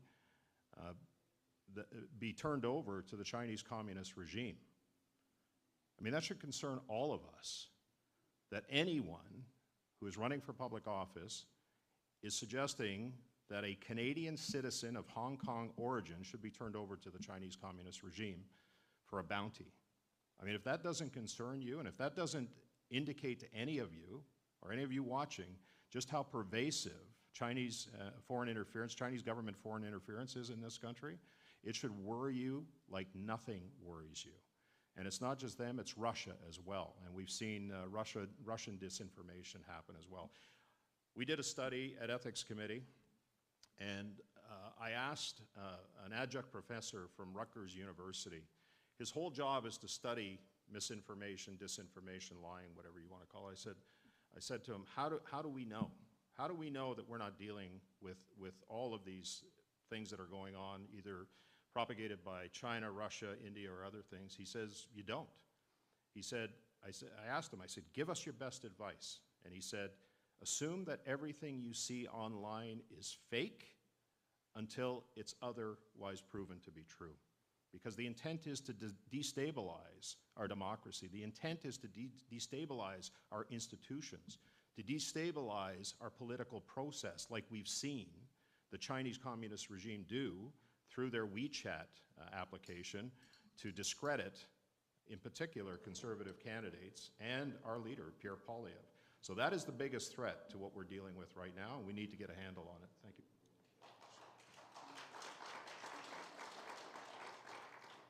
Thank you, John B. So we're going to go into the healthcare question. We'll start with John B. and then move on to John O. With healthcare, can you commit to upholding not only the letter, but the spirit of the Canada Health Act to ensure healthcare remains public and accessible for all Canadians? including Indigenous people, women, LGBTQ2S+ individuals, and rural and remote communities, stopping and reversing the privatization efforts by several provinces? How will you hold provinces accountable for federal transfer funds meant for healthcare to be used for healthcare only? Will you commit to uphold full body autonomy and access to reproductive care, including abortion as an essential integrated part of our public health system? Yeah, and it's an important question for everyone. We've seen a healthcare system that has really declined over the course of the last several years. There are many, many factors why that has occurred, and it's not because we don't spend enough, because we do spend enough on healthcare. The transfers to the provinces are upwards of close to $60 billion. And in fact, what should be concerning to anyone with respect to our healthcare system and the sustainability of our healthcare system is the amount of debt that our country is incurring, because right now we're spending more on interest to service the debt than we are on healthcare transfers to the provinces. So think about that for a second in terms of the threat to our healthcare system, the increased debt and deficit. We have to make sure that we're not allowing our doctors to burn out, and Canadians suffer while we make excuses about healthcare. So what are some of the things that we're going to do in order to fix the system? Well, first and foremost, we're going to remove barriers by recognizing credentials, respecting workers, and empowering families. We'll protect our healthcare system and the Canada Health Act, to the point of your question, with its central promise that every Canadian should have timely access to healthcare without charge. And we are going to honor that through the federal health transfer agreements to fund the healthcare all Canadians deserve, preserve existing dental care and other programs as well, and honor the existing deals that we have with the provinces and territories on child care and pharmacare. Now again, to my point earlier, there's been a lot of disinformation and misinformation throughout this campaign about what the Conservative position will be. We have stated clearly and we have stated unequivocally that those programs will remain, including senior programs and maintaining the age of retirement at 65.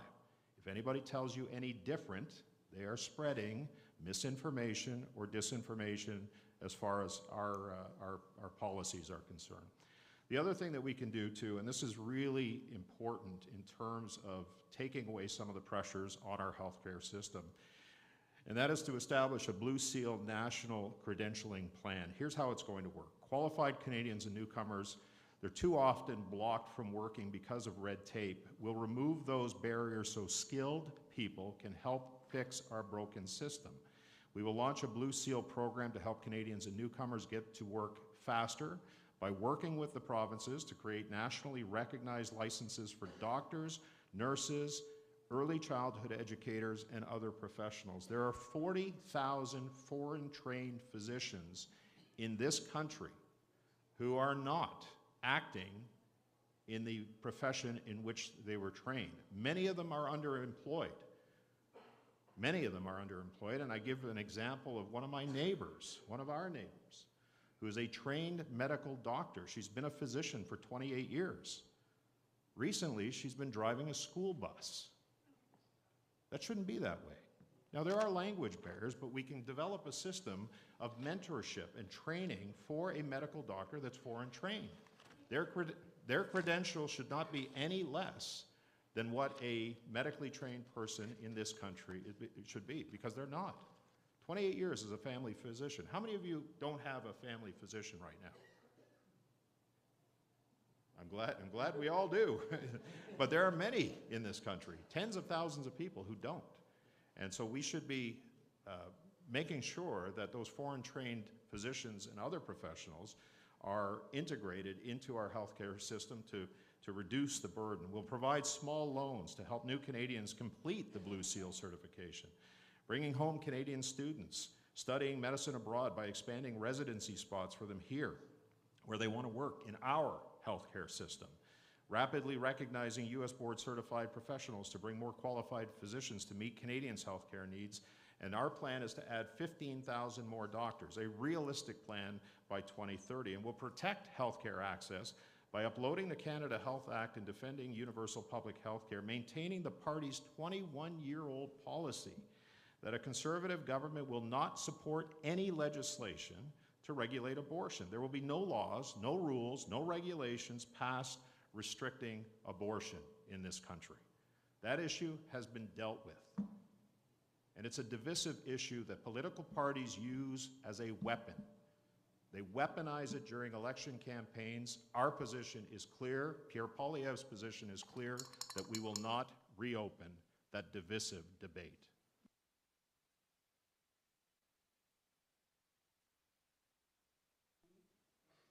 In general, healthcare. Okay, thank you. Those are great ideas, John. The Blue Seal idea, I like that. You know, I think this is something, what's a little bit different is I think there's an opportunity for parties to work together in Parliament. I think that the problem has been we introduce something, or the NDP comes together with us and we introduce something, and the other party tends to vote it down. And I'm happy to hear that you're going to be keeping all those things that have been introduced, and I would support you in is bringing in these other doctors and getting them certified. I think that's a very important thing to do. If they're capable, let's get them to work. They shouldn't be driving buses. The Liberal government also is looking to bring in, I think just recently, it may have been even today, where actually put a call out to the United States to bring back our Canadian doctors and nurses that went over. So I don't know if there's going to be incentives for them to do it, other than not having to be under Trump. That's an incentive in itself. But we wanted to bring these people back and get them working in our hospitals. A lot of the issues, and I think John may have touched on it, is that the federal government is giving funding to the hospitals and so on. And right now, the provinces are responsible for doing things with that money. And maybe there should be some stricter rules, I guess, as far as what can be done. If they're not implementing, if they're not using that money soundly, then we draw it back a little bit. So there's some things that can be done there. We want to build hospitals, clinics, and by investing, we're looking at $4 billion construct and renovate community health care infrastructure, including long-term care homes, community clinics, increase access to team-based care and mental health care services. I don't know if I want to get into the homeless situation, but a lot of that has to do with mental care.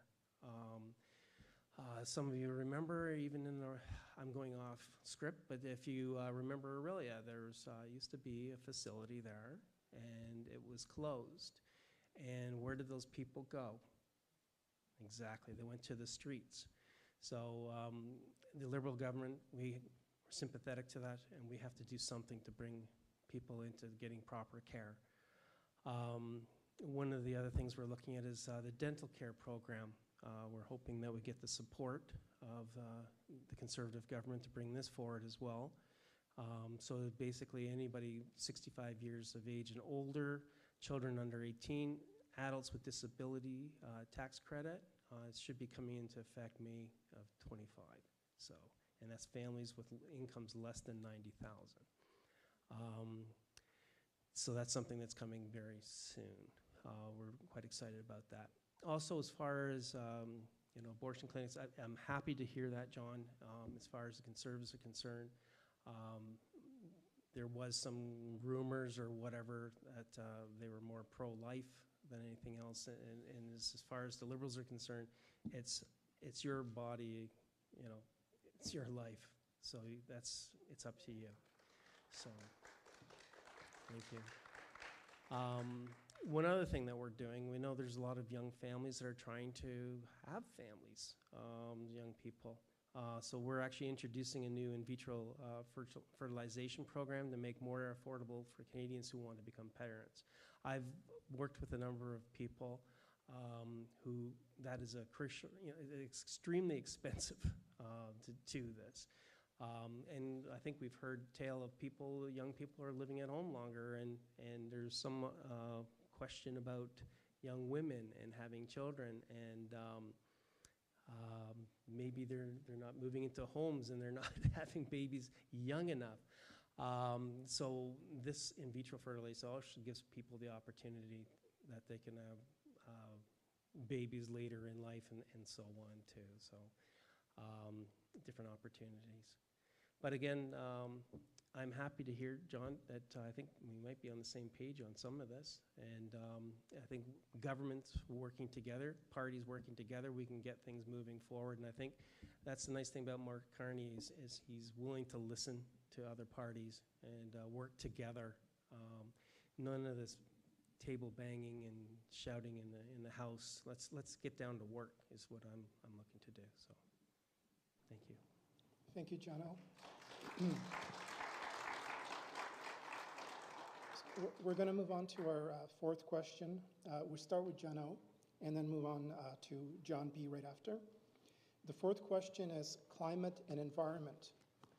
Given increasing global instability, international trade challenges, disruptions and natural disasters related to climate change, how will your government prioritize and protect domestic food, agriculture, and water security in Canada? At the local level, how will you protect and implement those protections in vulnerable regions like Lake Simcoe, Georgian Bay, and the Greenbelt? The human and financial toll of climate disasters have been enormous and will continue to be unless we get climate change under control. With some detail, please describe your party's commitment to working towards their net zero goals, including the transition away from fossil fuels as a major contributing factor. Jono? Yeah, I think we all know the Liberal government is really concerned as far as the environment is concerned. Took a lot of heat about some supposed taxes that were on the fuel, but that is gone now. But as far as dealing with the environment, it is a crucial thing. And we look at if there's going to be oil production, oil transportation, and so on. We're looking at that in that it has to be a crucial thing. You have to prove to us that it is a mandatory thing, how we're going to control how the effects on the environment. So this is a very sensitive area for both Indigenous people and for everybody, every province. Now, I think the question is more pointing towards this local area. I personally was co-chair of the Barrie Earth Hour Music Festival. I don't know if you remember that. We used to have a festival downtown Barrie, and that's where I met my wife, actually. We used to put this on, and it's just for awareness. We need more awareness in this area. You're looking at Lake Simcoe, the phosphorus content we have to work with farmers, try and get that resolved. I think Andrea, on a provincial basis, we've been trying to work with Andrea to try and get her, like there's different levels of government, so everybody could understand. There's federal government. Federal government deals with pretty much every aspect of the country. This question is more related, almost, when I started reading it, is more a provincial issue, but the federal government will take a role in trying to control what's going on, especially in Lake Simcoe. It's a massive lake, and it affects millions of people. So it is very important. We want to protect our food security, and that's also dealing with proper agriculture, dealing with farmers, controlling what they're putting into the soil and how that soil, those phosphorus and other things are migrating to the water. We have to control this, but work with the farmers while maintaining good growing fields. I go back to my notes. I tend to go off script a fair bit, but that's why I'm a Liberal. The Canadians, nature's creating, so I'm allowed to. I'm a Liberal. I'll just go off script. But anyway, this is interesting. We're going to protect more of Canada's nature by creating at least 10 new national parks and marine protected areas, supporting the creation of 15 new urban parks and green spaces in municipalities, halting and reversing nature and biodiversity loss through reinforced efforts to conserve 30% of lands and waters by 2030 and implementing a global biodiversity framework. That sounds like gobbledygook, doesn't it? But it's going to be working together. I like the idea about getting more national parks. I spend a lot of time in parks, Algonquin Park and other places in the north. And I trust a lot of you have spent some time there as well. And it's something that we have to maintain in our country is our national parks and expand that, our parks. So bottom line is we have to work with our food producers, which are our farmers, and we also have to look with the environment. Lake Simcoe, very important source water. We drink, our house is getting surface water treatment plant water. So to keep that lake clean, keeps our faucets clean and our tubs clean. But yeah, we're neighbors, it turns out. So, but yeah, the lake is very important, not only for the people that live in the area, but also for the farmers and everything else. So, thank you for that. Thank you, Jono. John B., same question, climate, environment. Okay, I appreciate that. With respect, John, Liberals going off script has got us into the mess that we're in right now. With respect, I say that. But look, we are facing, there's no doubt that we're facing a crisis with respect to climate change. But I will say this, and it's not going to be a popular opinion. Canada is not the problem. We have despot nations, energy-producing nations that are still using coal, that need to be using clean Canadian energy. And on the issue of the carbon tax is not gone. The carbon tax is paused. And it was paused because of this election, because Carney knew how unpopular the carbon tax was, and he wasn't going to go into an election campaign with the carbon tax still in place. If it was truly gone, they would have called back Parliament, repealed the legislation, and it would have been gone. Now, there are two other carbon taxes that are going to happen, that are happening. The industrial carbon tax is still in place. There's going to be an import tax from foreign imports that is also going to be put on for anything that is imported into this country. Now, what is the effect of this? The effect of this is on affordability. It has a cascading effect, as the carbon tax did, through the supply chain. The industrial carbon tax is going to be charged to large emitters. Who do you think is going to pay for that? You, and you are going to pay for that, because any steel that's produced, any other deep manufacturing, that cost is going to be passed on to the consumer. The other thing is, when we import and we place a tax on foreign imports, who do you think is going to pay for that? You, and you are going to pay for that through the supply chain. So ultimately, when these carbon taxes are implemented, it's the end consumer that ends up paying the price. And an already existing affordability crisis in this country, seniors, families, single moms, and others who cannot afford to pay their bills and for the necessities of life, cannot afford to heat their homes, they're the ones that are going to be paying the price.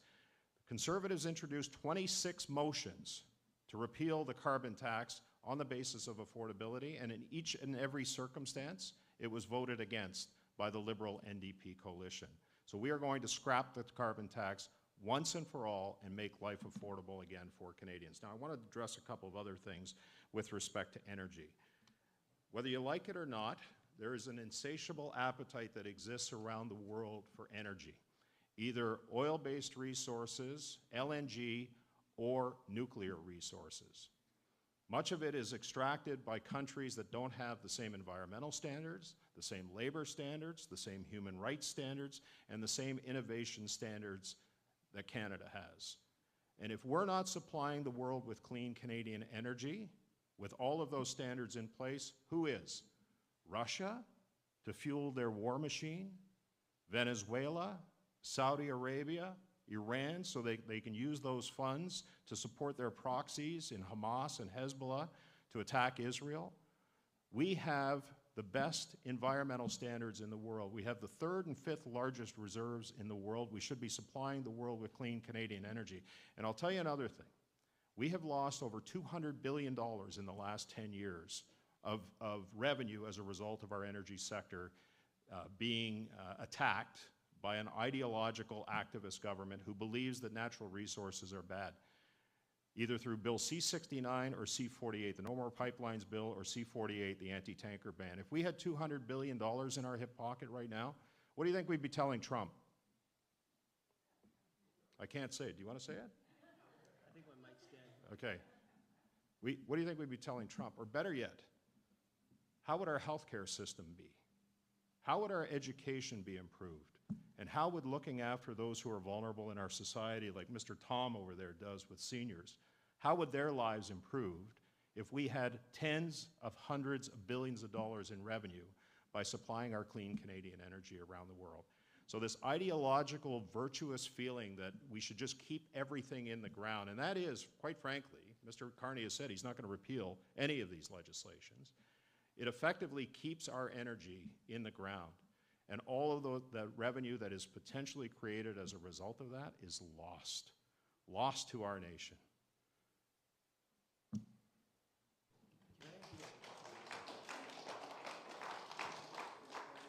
We're going to go into. So we're going to get to. We're reaching the part where I'm sure many of you have been waiting for. I've got your questions from the audience. We've got 14 of them. 14. I'm going to ask. We're going to take. I'm going to try to alternate who we go to. But when I read the question, we're going to go to who it's addressed to. But I'm also going to ask the other person to respond to the same question as well. And I'm going to give you 2 minutes for each question. We'll see. Hopefully we'll get through all of them. I think we're on a good pace. So much appreciation to the audience for coming up with these. And the first question is to John B. It actually says to Conservatives in general, but well, since you're here, we'll ask that question. If your party is elected, will you protect CPP and OAC? OAC? OAS. OAS. Right. We've stated clearly and unequivocally, again, misinformation, disinformation, lying campaign, that somehow Conservatives are going to not protect CPP, OAS, and GIS. We are actually going to protect all of those measures. In fact, we are going to improve on senior benefits. There are many seniors right now who want to work, many seniors who want to work and relay their experience, and maybe some of John's experiences in the electrical industry to mentor young people. We're going to increase the amount that people can pay and earn tax-free by $10,000 to $34,000 so that they don't have their CPP and their OAS or their GIS clawed back. So we're also going to be reducing taxes on low-income earners as well. That's going to help seniors put an extra $1,000 in their pocket every year to help with the affordability crisis by reducing that tax rate from 15 to 12.75%, which represents a 15% decrease in their taxes. So there are many, many incentives in our program as it relates to seniors. We've stated clearly, unequivocally, that we are going to protect the retirement age at 65. We are going to protect CPP, OAS, and GIS. Full stop. End of story. That's it. John B., same question. John O, I'm yeah. sorry. Yes. Okay, thank you. Yeah, we're going to go one step further. We're actually, you may have heard that the Registered Retirement Income Fund, we've actually reduced the minimum amount because a lot of people right now, seniors, are concerned because they have to convert some of their investments. So we're actually, the Registered Retirement Fund, by 25% for 1 year. It's only going to be 1 year, but it's to get us through this mess with Trump. It allows the Canadian seniors more flexibility in choosing when they can withdraw their retirement savings. So it gives you a little bit more room to play with. You don't have to take it all out. You can at least still leave in some of your investment to grow. Also increase the guaranteed income supplement by 5% for 1 year, providing up with $652 for low-income seniors tax-free. I think that percentage, when you said 15%, actually works out to about 2.5%. Well, I said that. It actually is 15 to 12.75%, which is a 15% decrease. So it's 15, 12.75, 15%. so That's what it works out to. 2.5%. But, so, and we're not going to do anything about removing it, so it's there to stay. So I think there was some question. And like to John's point, it says as far as misinformation, and even Elections Canada has made the comment, don't rely on social media for your answers. I don't want to use a Trump term, but fake news. There's so much that is out there. They're misleading about some of the things that the Conservatives are saying and what we're saying, some of these social media posts are, they're old or they're taken out of context. So Aren't those be memes great? careful. Aren't those memes great? Yeah, but you got to be careful. Yeah. Especially with AI now, some of the things you can see out there, it's just like, how does this possible? But anyway, yeah, as far as seniors are concerned, we're there for you. Thank you, Jono. And the next question I have from the audience is to Jono. It's going to be about carbon tax. So this question is addressed directly to the Liberals, but again, in response in terms of the carbon tax when John Beast will be answering the same question. So Jono, the question is, for the last 3 years, the Liberals have sold the carbon tax, have said the carbon tax would put more money in pockets of 85% of people. Now they say cutting it would save money, which is true. I don't think we're not saying that it's going to save money. It was putting more money in people's, 85% of the population was getting more money. I know I was. I think most of you people probably got more money back. And I see with the gas pumps, it hasn't really gone down that much. There was one time I saw it for $1.10. That lasted about 6 hours. But now it's back up to $1.32. I've seen it as $1.45. So it's kind of back where it was, and I don't know where that money's going to. Either that impact one isn't as big as we thought it was, or somebody's taking advantage of the situation. The other thing is, yes, John, you're right. The carbon tax is still there on large industrial polluters. We don't call it carbon tax, but it's a penalty basically for polluting. And the idea is to take those funds and actually reinvest them in trying to reduce emissions. So I don't think the Conservatives have a plan as far as dealing with the emissions. So we're trying to keep something in place at least. You're probably familiar with what the province had originally was cap and trade. There was a situation, actually it was Quebec, Ontario, and California were working. We had a program that was actually working to try, it wasn't exactly a carbon tax on every consumer. So, and John, you're right, just the fact that each consumer was individually paying was not seen as being effective. It wasn't just a ploy for the election. It was because it's working, but it's not exactly working the way it should be. People disagreed with it. People were protesting. So you want to keep calm in the streets. And if it's something that people don't like, we'll deal with it. We'll change it. People have, if they ask questions, they have different suggestions, they have different ideas.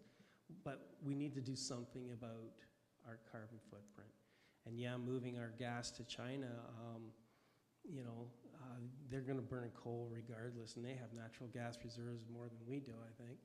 But, and I don't think that's an answer either, so. Thank you, Jono. John B., in terms of carbon tax? You just want to repeat the question for me? Sure. Well, I'm going to, so again, these questions are unfiltered from the audience, so just want to clarify that too when you hear me ask them. Sure. So this question was specifically to Jono, and the question from the audience was, for the last 3 years, the Liberals have said the carbon tax put more money in the pockets of 85% of people. Now they say cutting it would save money, which is true. Neither. John talked about, if it doesn't work, we can change it. Let me give you an example of what didn't work. In the 2019 election, the Liberals ran on a pledge to have carbon pricing at $50 a ton, and that it was never going to go up past $50 a ton. And then shortly after the 2019 election, they announced that it was going to go up to $180 a ton. And just before it was eliminated, it was at 80. So it was going to go up over double the price. Now we saw on April 1st, when the carbon tax was halted or paused, we saw gas go down 20 cents a liter, which was the price of the carbon tax on the price of gas. It's fluctuated since then. So, you know, think about this if you're a business owner, or if you have to travel down to Toronto to work, or even Vaughan like John did. Calculate every liter of gas that you've put in your car over the last year and add 20 cents to that, and then add the carbon tax to the cost of heating your home. Add the carbon tax of what it cost you throughout the entire supply chain when you went to the grocery store, and you tax the farmer who made the food, tax the trucker who moved the food, tax the wholesaler who moved the food to a grocery store who was paying carbon tax. There is no way, and even the parliamentary budget officer said this, that you were getting more money back than what you were paying. There is no way PBO certified. I talked to a restaurant owner who showed me one of his bills, $1,345, fast food restaurant owner, $1,345 in carbon tax 1 month. Now you think if he's working off of margins of 10%, he'd have to sell an additional $13,000 worth of food just to pay for his carbon tax. Like, it's ridiculous. So the carbon tax is not scrapped, it's paused, and you can bet that after the election, if the Liberals form government, it's coming back, and it's coming back with a vengeance.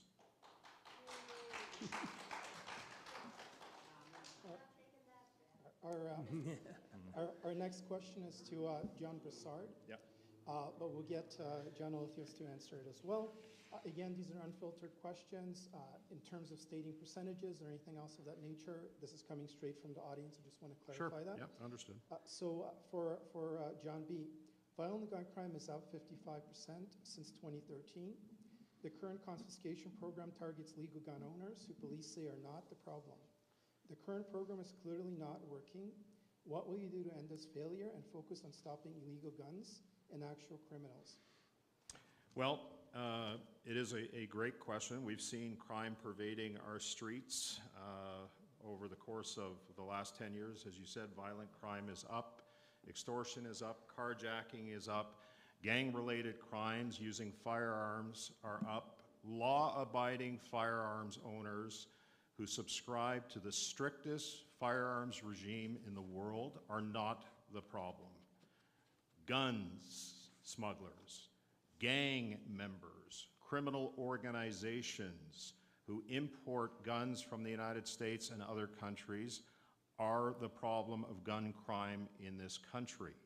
And so what do we need to do? We need to ensure that our borders are not porous. We've talked about adding more CBSA agents. We've talked also about making sure that we're scanning shipping containers every time that they come into the country. That doesn't just help on gun smuggling, that also helps on vehicle thefts as well. One of the biggest challenges with the gun problem in this country is bail reform, Bill C-75. Criminals are not afraid anymore. And let me tell you a story, if I have time, about an OPP officer when Greg Perscala was killed. I took my staff to the bridge, and an OPP officer was there, and he said to me, "Can I talk to you after the procession goes by?" And I said, "Sure." He showed me a picture. In Aurelia, they had stopped the car. It was a 9mm Glock with an extended mag, a highly illegal firearm in this country that was dropped on the floorboard by this criminal as he escaped. They pursued him, restricted firearm. They pursued him, caught him. That afternoon, he was out on bail. Out on bail to threaten our communities again. So these are the things that we need to work on. We need to have bail reform. We have to stop attacking law-abiding firearms owner and go after the problem. Gangs, criminal gun smugglers, criminal organizations, they are the problem with the gun problem in this country right now, not law-abiding firearms owners.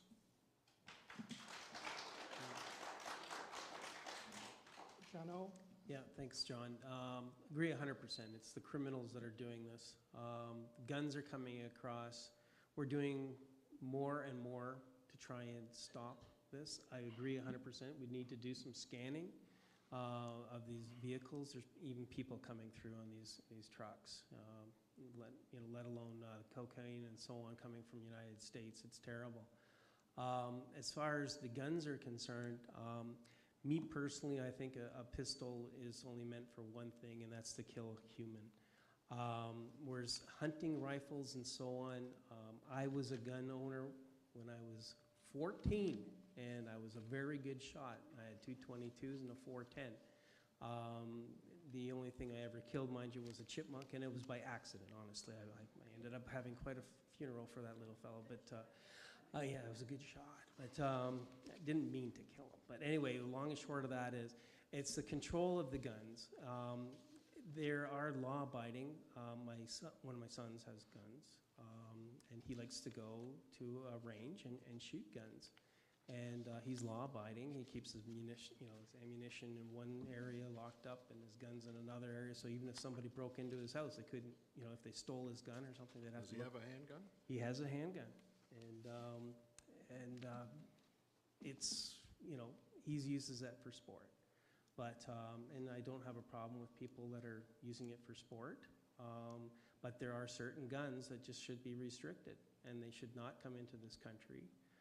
If you have one of these guns, I've never seen anybody go duck hunting. Well, maybe people do, with an assault rifle. Like, why do you need to do that? Are you that bad of a shot? Like, really, come on. You have to shoot 30 rounds to try and get a duck. They've been banned since 1974, John. Yeah, so they shouldn't be, they but- should be banned. A scary-looking firearm is not necessarily an assault rifle. No, right? there's, So- like, even the term AR does but not mean assault assault rifles rifle. have been banned Yeah. since 1974, just so you And know. why are they in our country? And why are people having them? That's the question. Oh, They oh, don't. darn, I wanted to say They more. don't, that's the point. Okay. Well, but the next question is actually to you, General. Okay. So and again, for both candidates, but specifically this was addressed from the audience to General. Canada needs to diversify its markets to reduce reliance on the U.S. Mark Carney has said he will stick with B69, no new pipelines, etc. How do the Liberals propose to get materials to other markets other than the USA? So transport, Transport, Yeah. okay. Are we talking about oil? Because we did build a pipeline. I'll reread the question. Okay. I'll fill it in terms of some of the wording. Canada needs to diversify its markets to reduce reliance on the U.S.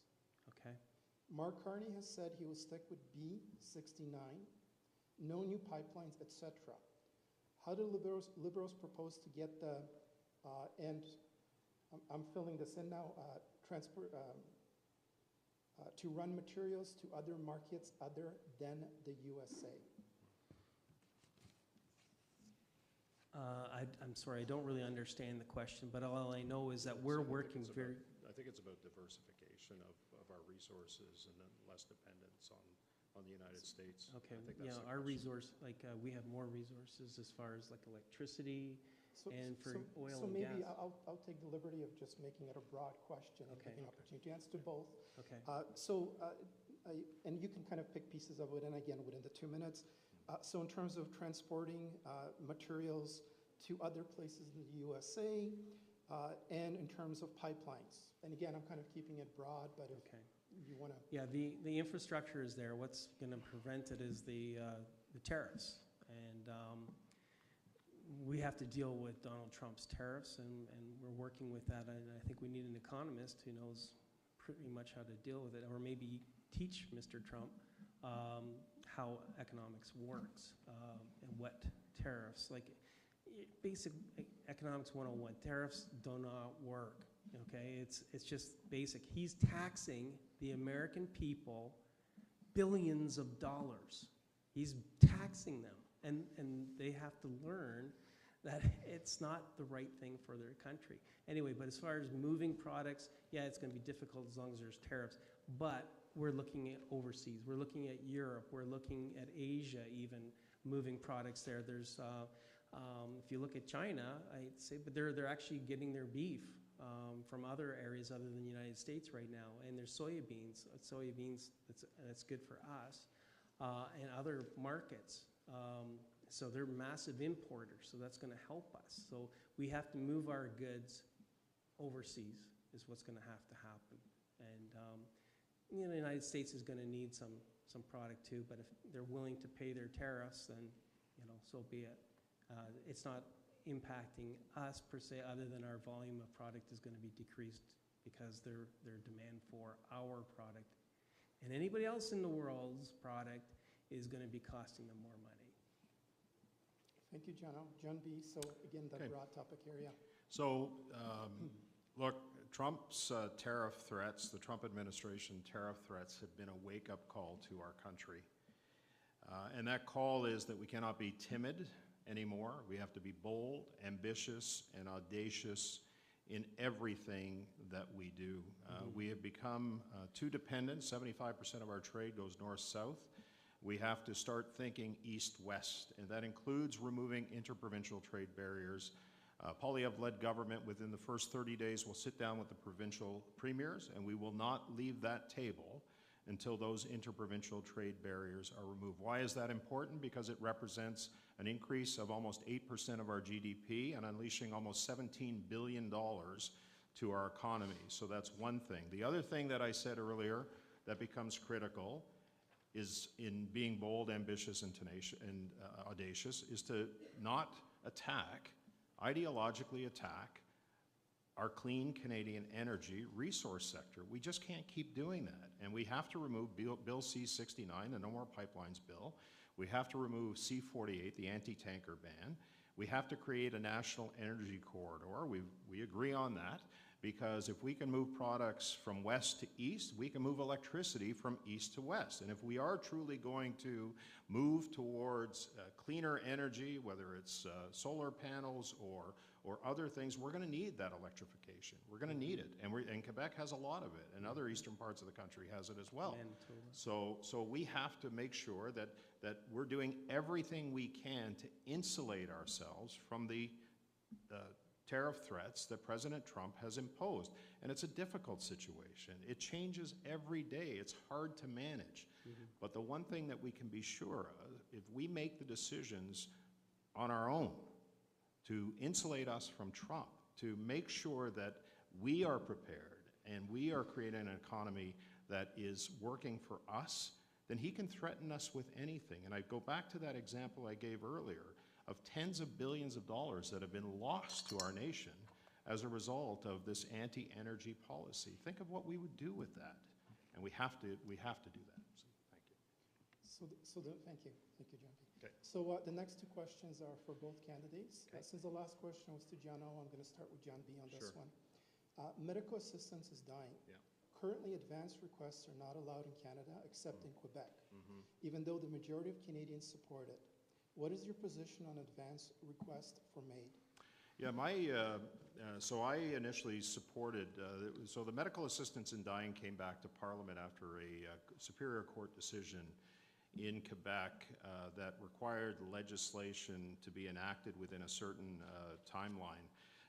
And I supported initially the medical assistance in dying legislation.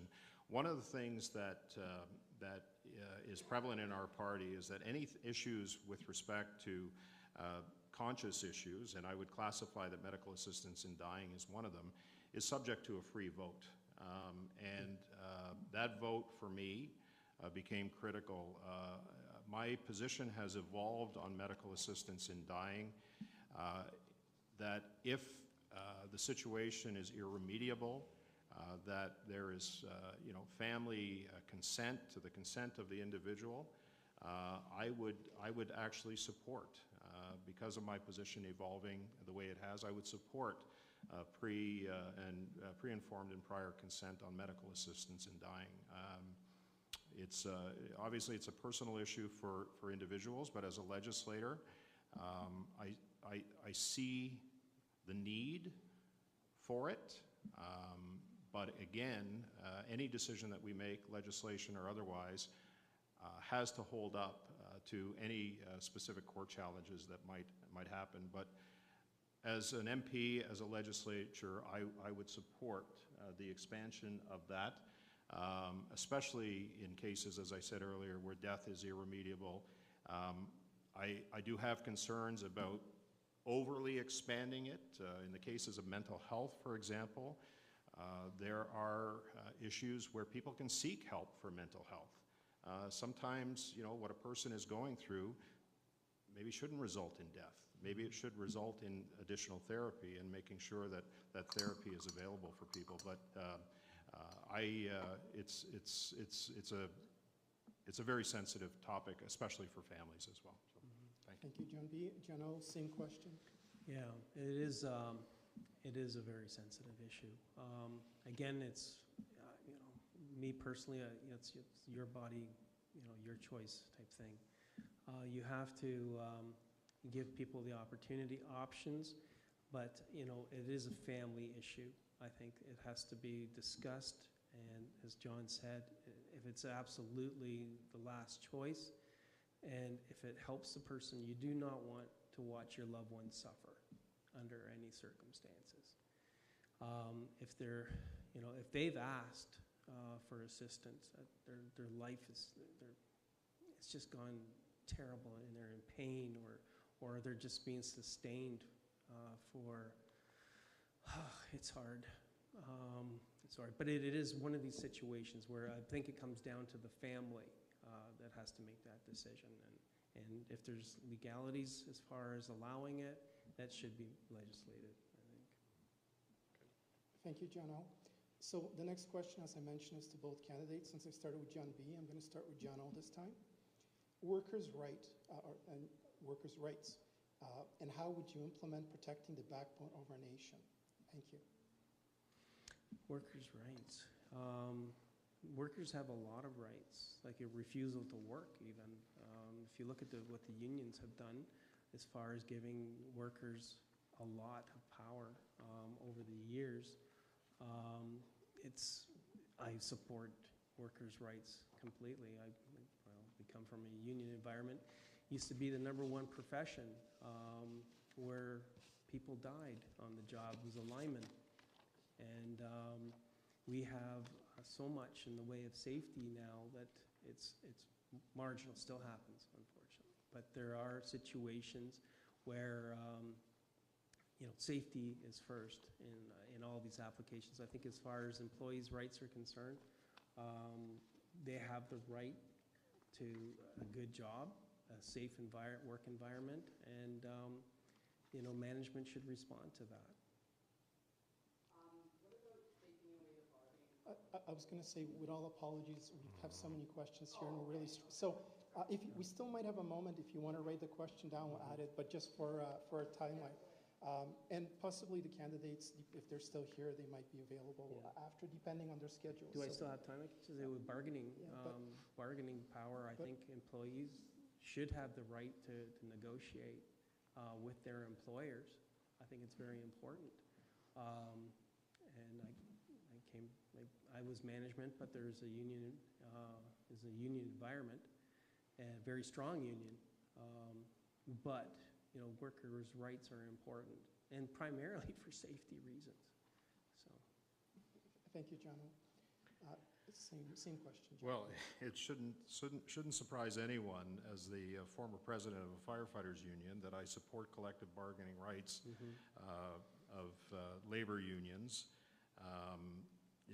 Look, one of the things that we need to do is to ensure that we're creating opportunities for workers in this country so that they can earn powerful paychecks, so that they can pay their mortgages, feed their families, provide a safe and secure environment for their children, and to provide education for them going forward. And so, supporting workers becomes a critical part of it. I'm very proud, actually, throughout this campaign to see the support that we're getting from trade unions right across the country because they want to build. They want an economy that's going to work for them. And so we've announced several programs that are going to help trade unions. And look, in life, in political parties, in everything, situations involved. And workers of this country are the backbone of this country, and they have continued to build. So we're going to boost funding for union training and an innovation program. We're going to pass tax fairness for traveling trades workers to fully deduct their taxes for travel, working with the provinces to harmonize health and safety rules, reinstating apprenticeship grants and streamlining EI for apprentices, creating a trades toolkit for high schools, requiring banks to recognize apprenticeship credentials for RESP eligibility. You know, if we're going to be bold, if we're going to be ambitious and audacious, and we're going to build our nation, we're going to need workers to do that. And our plan is to support skilled trades, and this is why we're receiving so many labor endorsements right across the country, because they want their workers to benefit. The millionaires of the future will be those who are engaged in the skilled trades in this country. They will benefit as a result of a conservative government that's going to build our nation and grow. Thank you, John B. So our next question from the audience is to the Conservatives, so John B. But again, we'll get both Johns to answer. Where are municipalities, and I'm just going to fill in some space here, where are the municipalities to get the dollars you needed for infrastructure to build all of the needed services, water, sewage, roads, schools, hospitals, etc.? Well, as a former city councilor here in Barrie, I understand the relationship, and I see Claire's here and Amy's here as well. I see you. And I want to thank you for the work that you do. I know we're very fortunate here in the city of Barrie, as we are in the town of Innisfil, to have councils that work together to build better communities, and those partnerships are going to continue. In fact, I would suggest that they're going to grow under a conservative government. We all want the same thing. We want to make sure that we have communities that have affordable housing and that housing attainability is not out of the reach. So working together to address many of the issues that we talked about before, Claire, I see that you just walked in, but we talked about working on development charges, which, as you know, and building permit fees are a significant cost to the development community. In fact, we've seen a decline in building starts right across the province of Ontario. We want to make sure that we build, and we build proper housing as well, and that includes affordable housing, and incentivizing municipalities in relation to federal infrastructure dollars to do that. We've got to make sure the built forms are going to change. They are going to change. The days of single sprawling housing in suburban neighborhoods are going to change. The city has already enacted intensification programs within the city, and we see that sprouting up along intensification nodes and corridors where we've got 4-, 5-, 6-story buildings that are happening, but also transit corridors. Making sure that we're building in and around transit areas becomes critical, whether it's local transit, provincial, interprovincial transit, or making sure that we're building around the GO train. Those are the things that we need to work on. And so in partnership with cities and municipalities across this country, we can incentivize municipalities to do more. I know they want to do more, and we're going to be there to help them to do that. Thank you. Thank you, John B. Same question, Jono. Okay, thank you. Yeah, with the federal government has been going directly to the municipalities to try and assist them. I think what's happened is it used to be more of a provincial issue. So what's happened now is the federal government has had to step in and go directly to municipalities to try and assist getting the money to where it needs to be. I'm not the type of politician that's going to knock any other politician. I don't do that.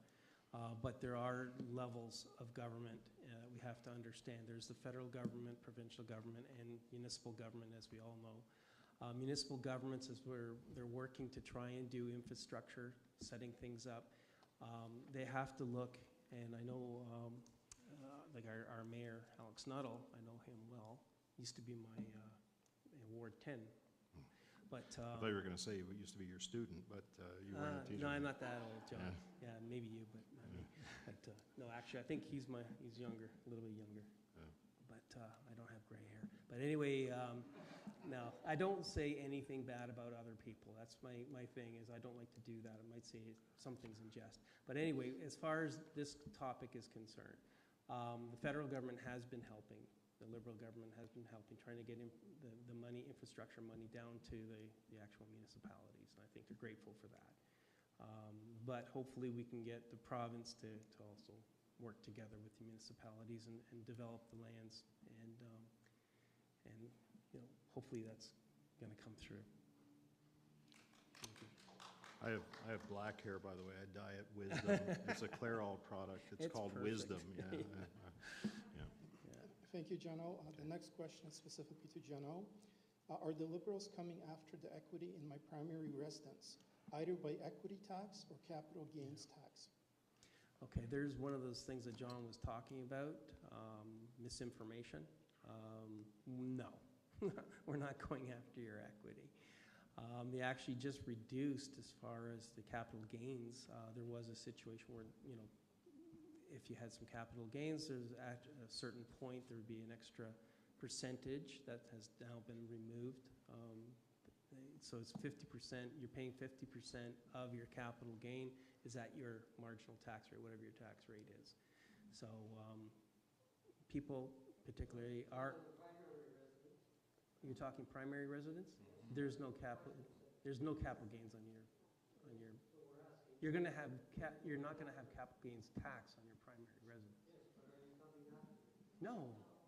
Where did you get that idea? I just wanted a straight answer. I know there's been some talk about that in what John was referring to is that misinformation. So. You did try to raise the capital gains on secondary. You did try to do that. When? People's cottages. That's not a primary residence. And sorry, let's keep this on track. Let's keep this on track. I really appreciate the comments. It was just raised. Because of our structure, to be fair to both candidates, again, if you want to follow up on those questions, if they're available after, that would be great. I'm very grateful for the passion and the questions, but I'm just going to really enforce sticking to here just to give that opportunity to answer the question as best they can based on the card. So much appreciation, but again, I'm just going to step in for that. John, you still have about a minute to answer. Yeah, again with in a broad way. The information, like to that gentleman's point. Yeah, the capital gains was raised on secondary residences and other investments, but that is gone. But as far as your primary residence, I hope darn nobody comes up with that idea, especially somebody else, because we're not going to do it. Just so you understand. Thank you, Jono. So again, same question, but the way, Sure. So we're discussing primary residence, equity tax, capital gains tax as a topic. Yeah. Well, I mean, it's always been speculation when you have a debt and deficit situation like we're facing in this country, that a government will try anything they can, especially if they're not necessarily looking at increasing revenues, will try everything they can in order to extract as much as they can from taxpayers. We've seen, like I wouldn't classify this as disinformation or misinformation or lying.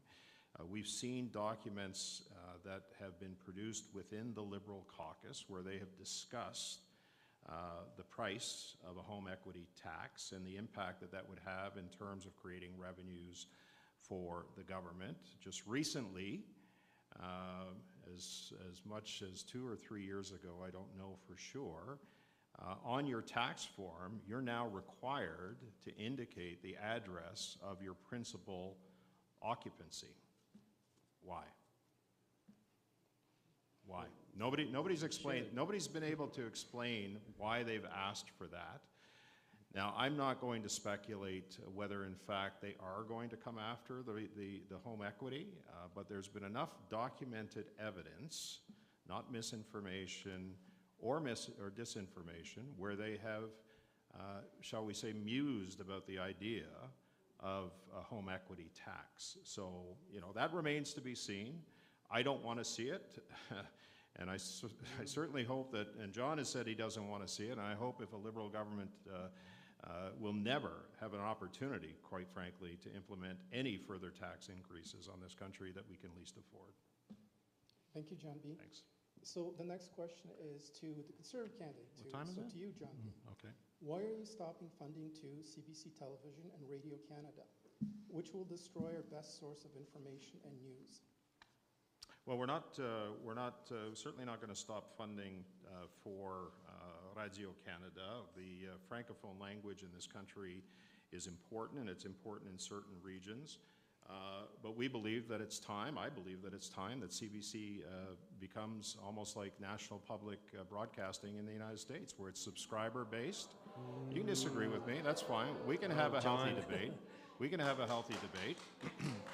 But there are ways for the CBC to be funded, and that's through private sponsorship, through advertising. They can compete with other markets as well, and so there are ways to do that. So, but Radio Canada, we are not going to touch Radio Canada at all because of the importance of Francophone language rights in this country and the need for Francophones to have a voice heard as well. So, there you go. Thank you, John B. So, John O., the general question of funding Radio Canada, CBC. I think you know where I stand on that.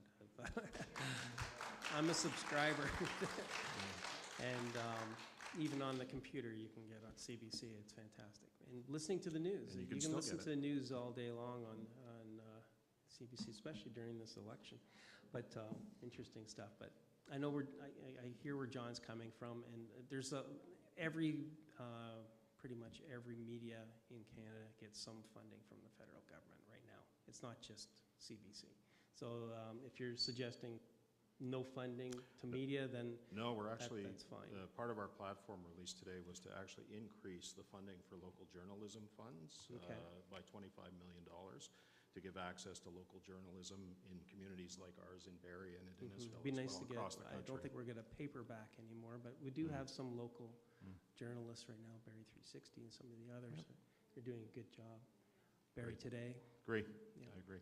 So thank you, Jono. So the next question, again, without any filter, I'm reading from the audience. We're actually back to the CBC question because it's going to be similar. Okay. Again, just from me reading it, if you want to say that you're already finished answering the question, we're fine with that. Yep. But I'm going to read it, and it's to address to John O this time. So then again, just let me know. The question, again, unfiltered, if CBC programming is as good as you state, why can this survive an advertising revenue without taxpayer funding? Why can't it survive? It's not just the local program. These television shows are getting some great commercials. Like if you look at the CBC, the amount of advertising revenue that's coming in is increasing because there's money going in developing these programs.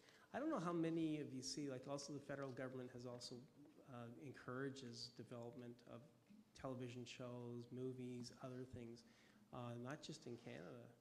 There's actually revenue. The government makes money off some of these movies if they get overseas and so on. And we're actually promoting, even in Toronto, like we're Hollywood North, especially with the way things are going with the Canadian dollar, unfortunately, being low.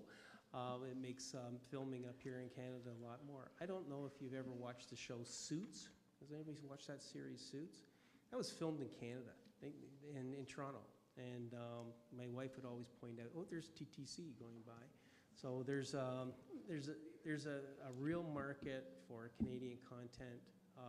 And sometimes, I think with the CBC, we're broadcasting to tiny little villages and so on across the country. So it costs money to put up a transmitter and broadcast that. So some of that money that's going into the CBC is using to fund that communication. So in Radio Canada is very important for the French language communication, and which we respect. So I think, yeah, I guess the situation is go CBC. So at the heart of this is obviously ensuring that we're obviously proud of our shared Canadian identity.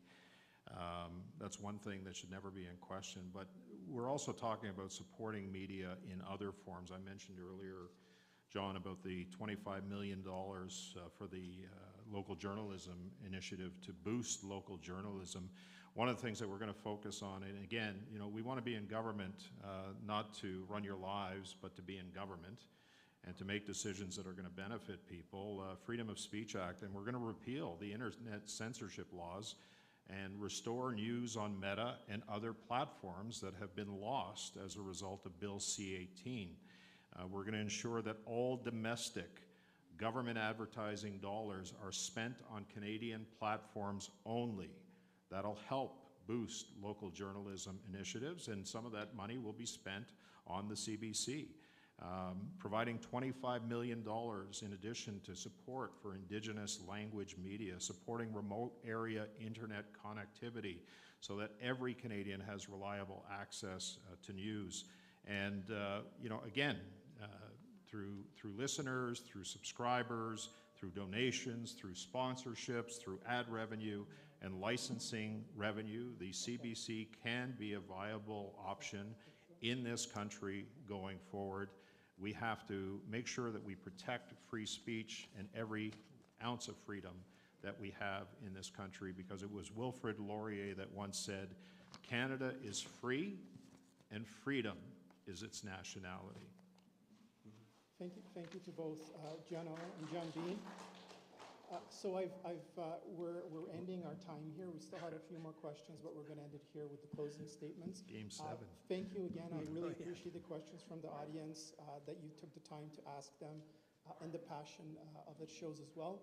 So we're going to have the closing statements. We're going to go in the reverse order that we start introductions with. So John Brassard, the closing statement. Okay, thank you.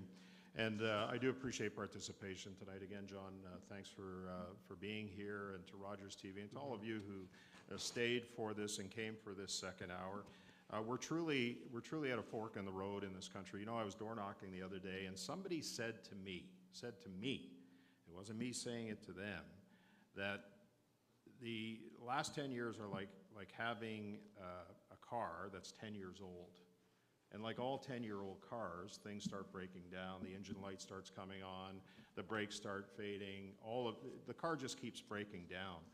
And just because you put a new coat of wax on that car doesn't mean it's a new car. Many of the problems, or a carney, many of the problems that we've been facing in this country came long before Donald Trump's tariff threats, the crime, the economic malaise, young people losing hope, and just, I mean, the immigration challenges that we're facing right now that have put pressure on our healthcare and our education and housing affordability, all of those things were happening long before Donald Trump. So we really are truly at a fork in the road right now. And I'll leave you with this. Canada's Conservatives want to be in government to do two things. Number one, to be in government, not to run your lives. We've seen enough massive government intervention in our lives over the last 10 years. And the second thing that we want is to make sure we do a few things right, not everything wrong. And if that's the measure by which we're gauged in terms of success of a government, I'll take that any day. And you know when government is doing a good job? When you don't hear about them. When you don't hear about the scandals and the corruption and the cronyism and all of the things that have gone on. I've had a front row seat to all of this stuff on the Ethics Committee. And just because you wax the car, the parts are still part of this car. Nothing has changed. And so we need to think clearly, and we need to think decisively, and we need to make the right choice. We need to put Canada first for a change. That's what this election is about. Thank you. Thank No, you, I John Brassard and John Olthius for the closing statement. Okay, thank you. No, I agree with John. We need change. I know John's been in since the same time. I think he went in the same time as Mr. Trudeau went in. So it's time for a change. It's time to have a government, an MP that actually represents the government in our region. It must have been tough for John to be, the opposition in this area, I can feel for you. Hopefully that when we have a change here in the region and it turns liberal, again. It'd be nice change that we'd be dealing with Mr. Carney, and Mr. Carney is an economist. I think he's going to be the best person to go up against Trump and his issues. So, we're driving that home. We're hearing that same message as we're door knocking. And I'll be honest, because this area has been so strongly conservative, for us to go door knocking, we were a little bit nervous, but things are coming forward, and it's like, it's incredible the response we're getting from people with our 250 signs. That's it. That's all we got, 250 signs. So we're making great headway, and I'm really pleased with the team. I came in, as John mentioned, kind of the last minute I stepped in, but we needed somebody to go against John because he is a affordable person. He's got a good history. He's a good man. Worked hard. Worked hard. He got where he is, and city council and so on. And I'm speaking his praises because I'd like to see him retire. No. I'm not ready to retire. I am not ready to retire. Yeah, we got a lot of things to fix in this country. I could be there at your retirement party, though, okay? Well, No. or I'll be there at your election party, your election night defeat party, just to congratulate you on a great run. So. No, it's good. And as I said, I don't like dirty politics. I just I respect the man, and we're trying to put forth a good fight, and we're hoping that all our efforts are going to pay off. And we get Mark Carney at the door there and straighten Mr. Trump out. That's it. Thank you, John. Okay. Thank you, John Altius. Thank you. I'm just going to be very brief. We do want to thank, very special thanks from CARP and the co-hosts. We really want to express, and everyone wants to express their many thanks to Grace United Church and Reverend Susan Engel for hosting our event and providing this space for us. I again want to thank the candidates for their time. So many questions. I appreciate your questions. Thank you, John Broussard. Thank you, John Altius. Thank you very much. Thank you. And thank you.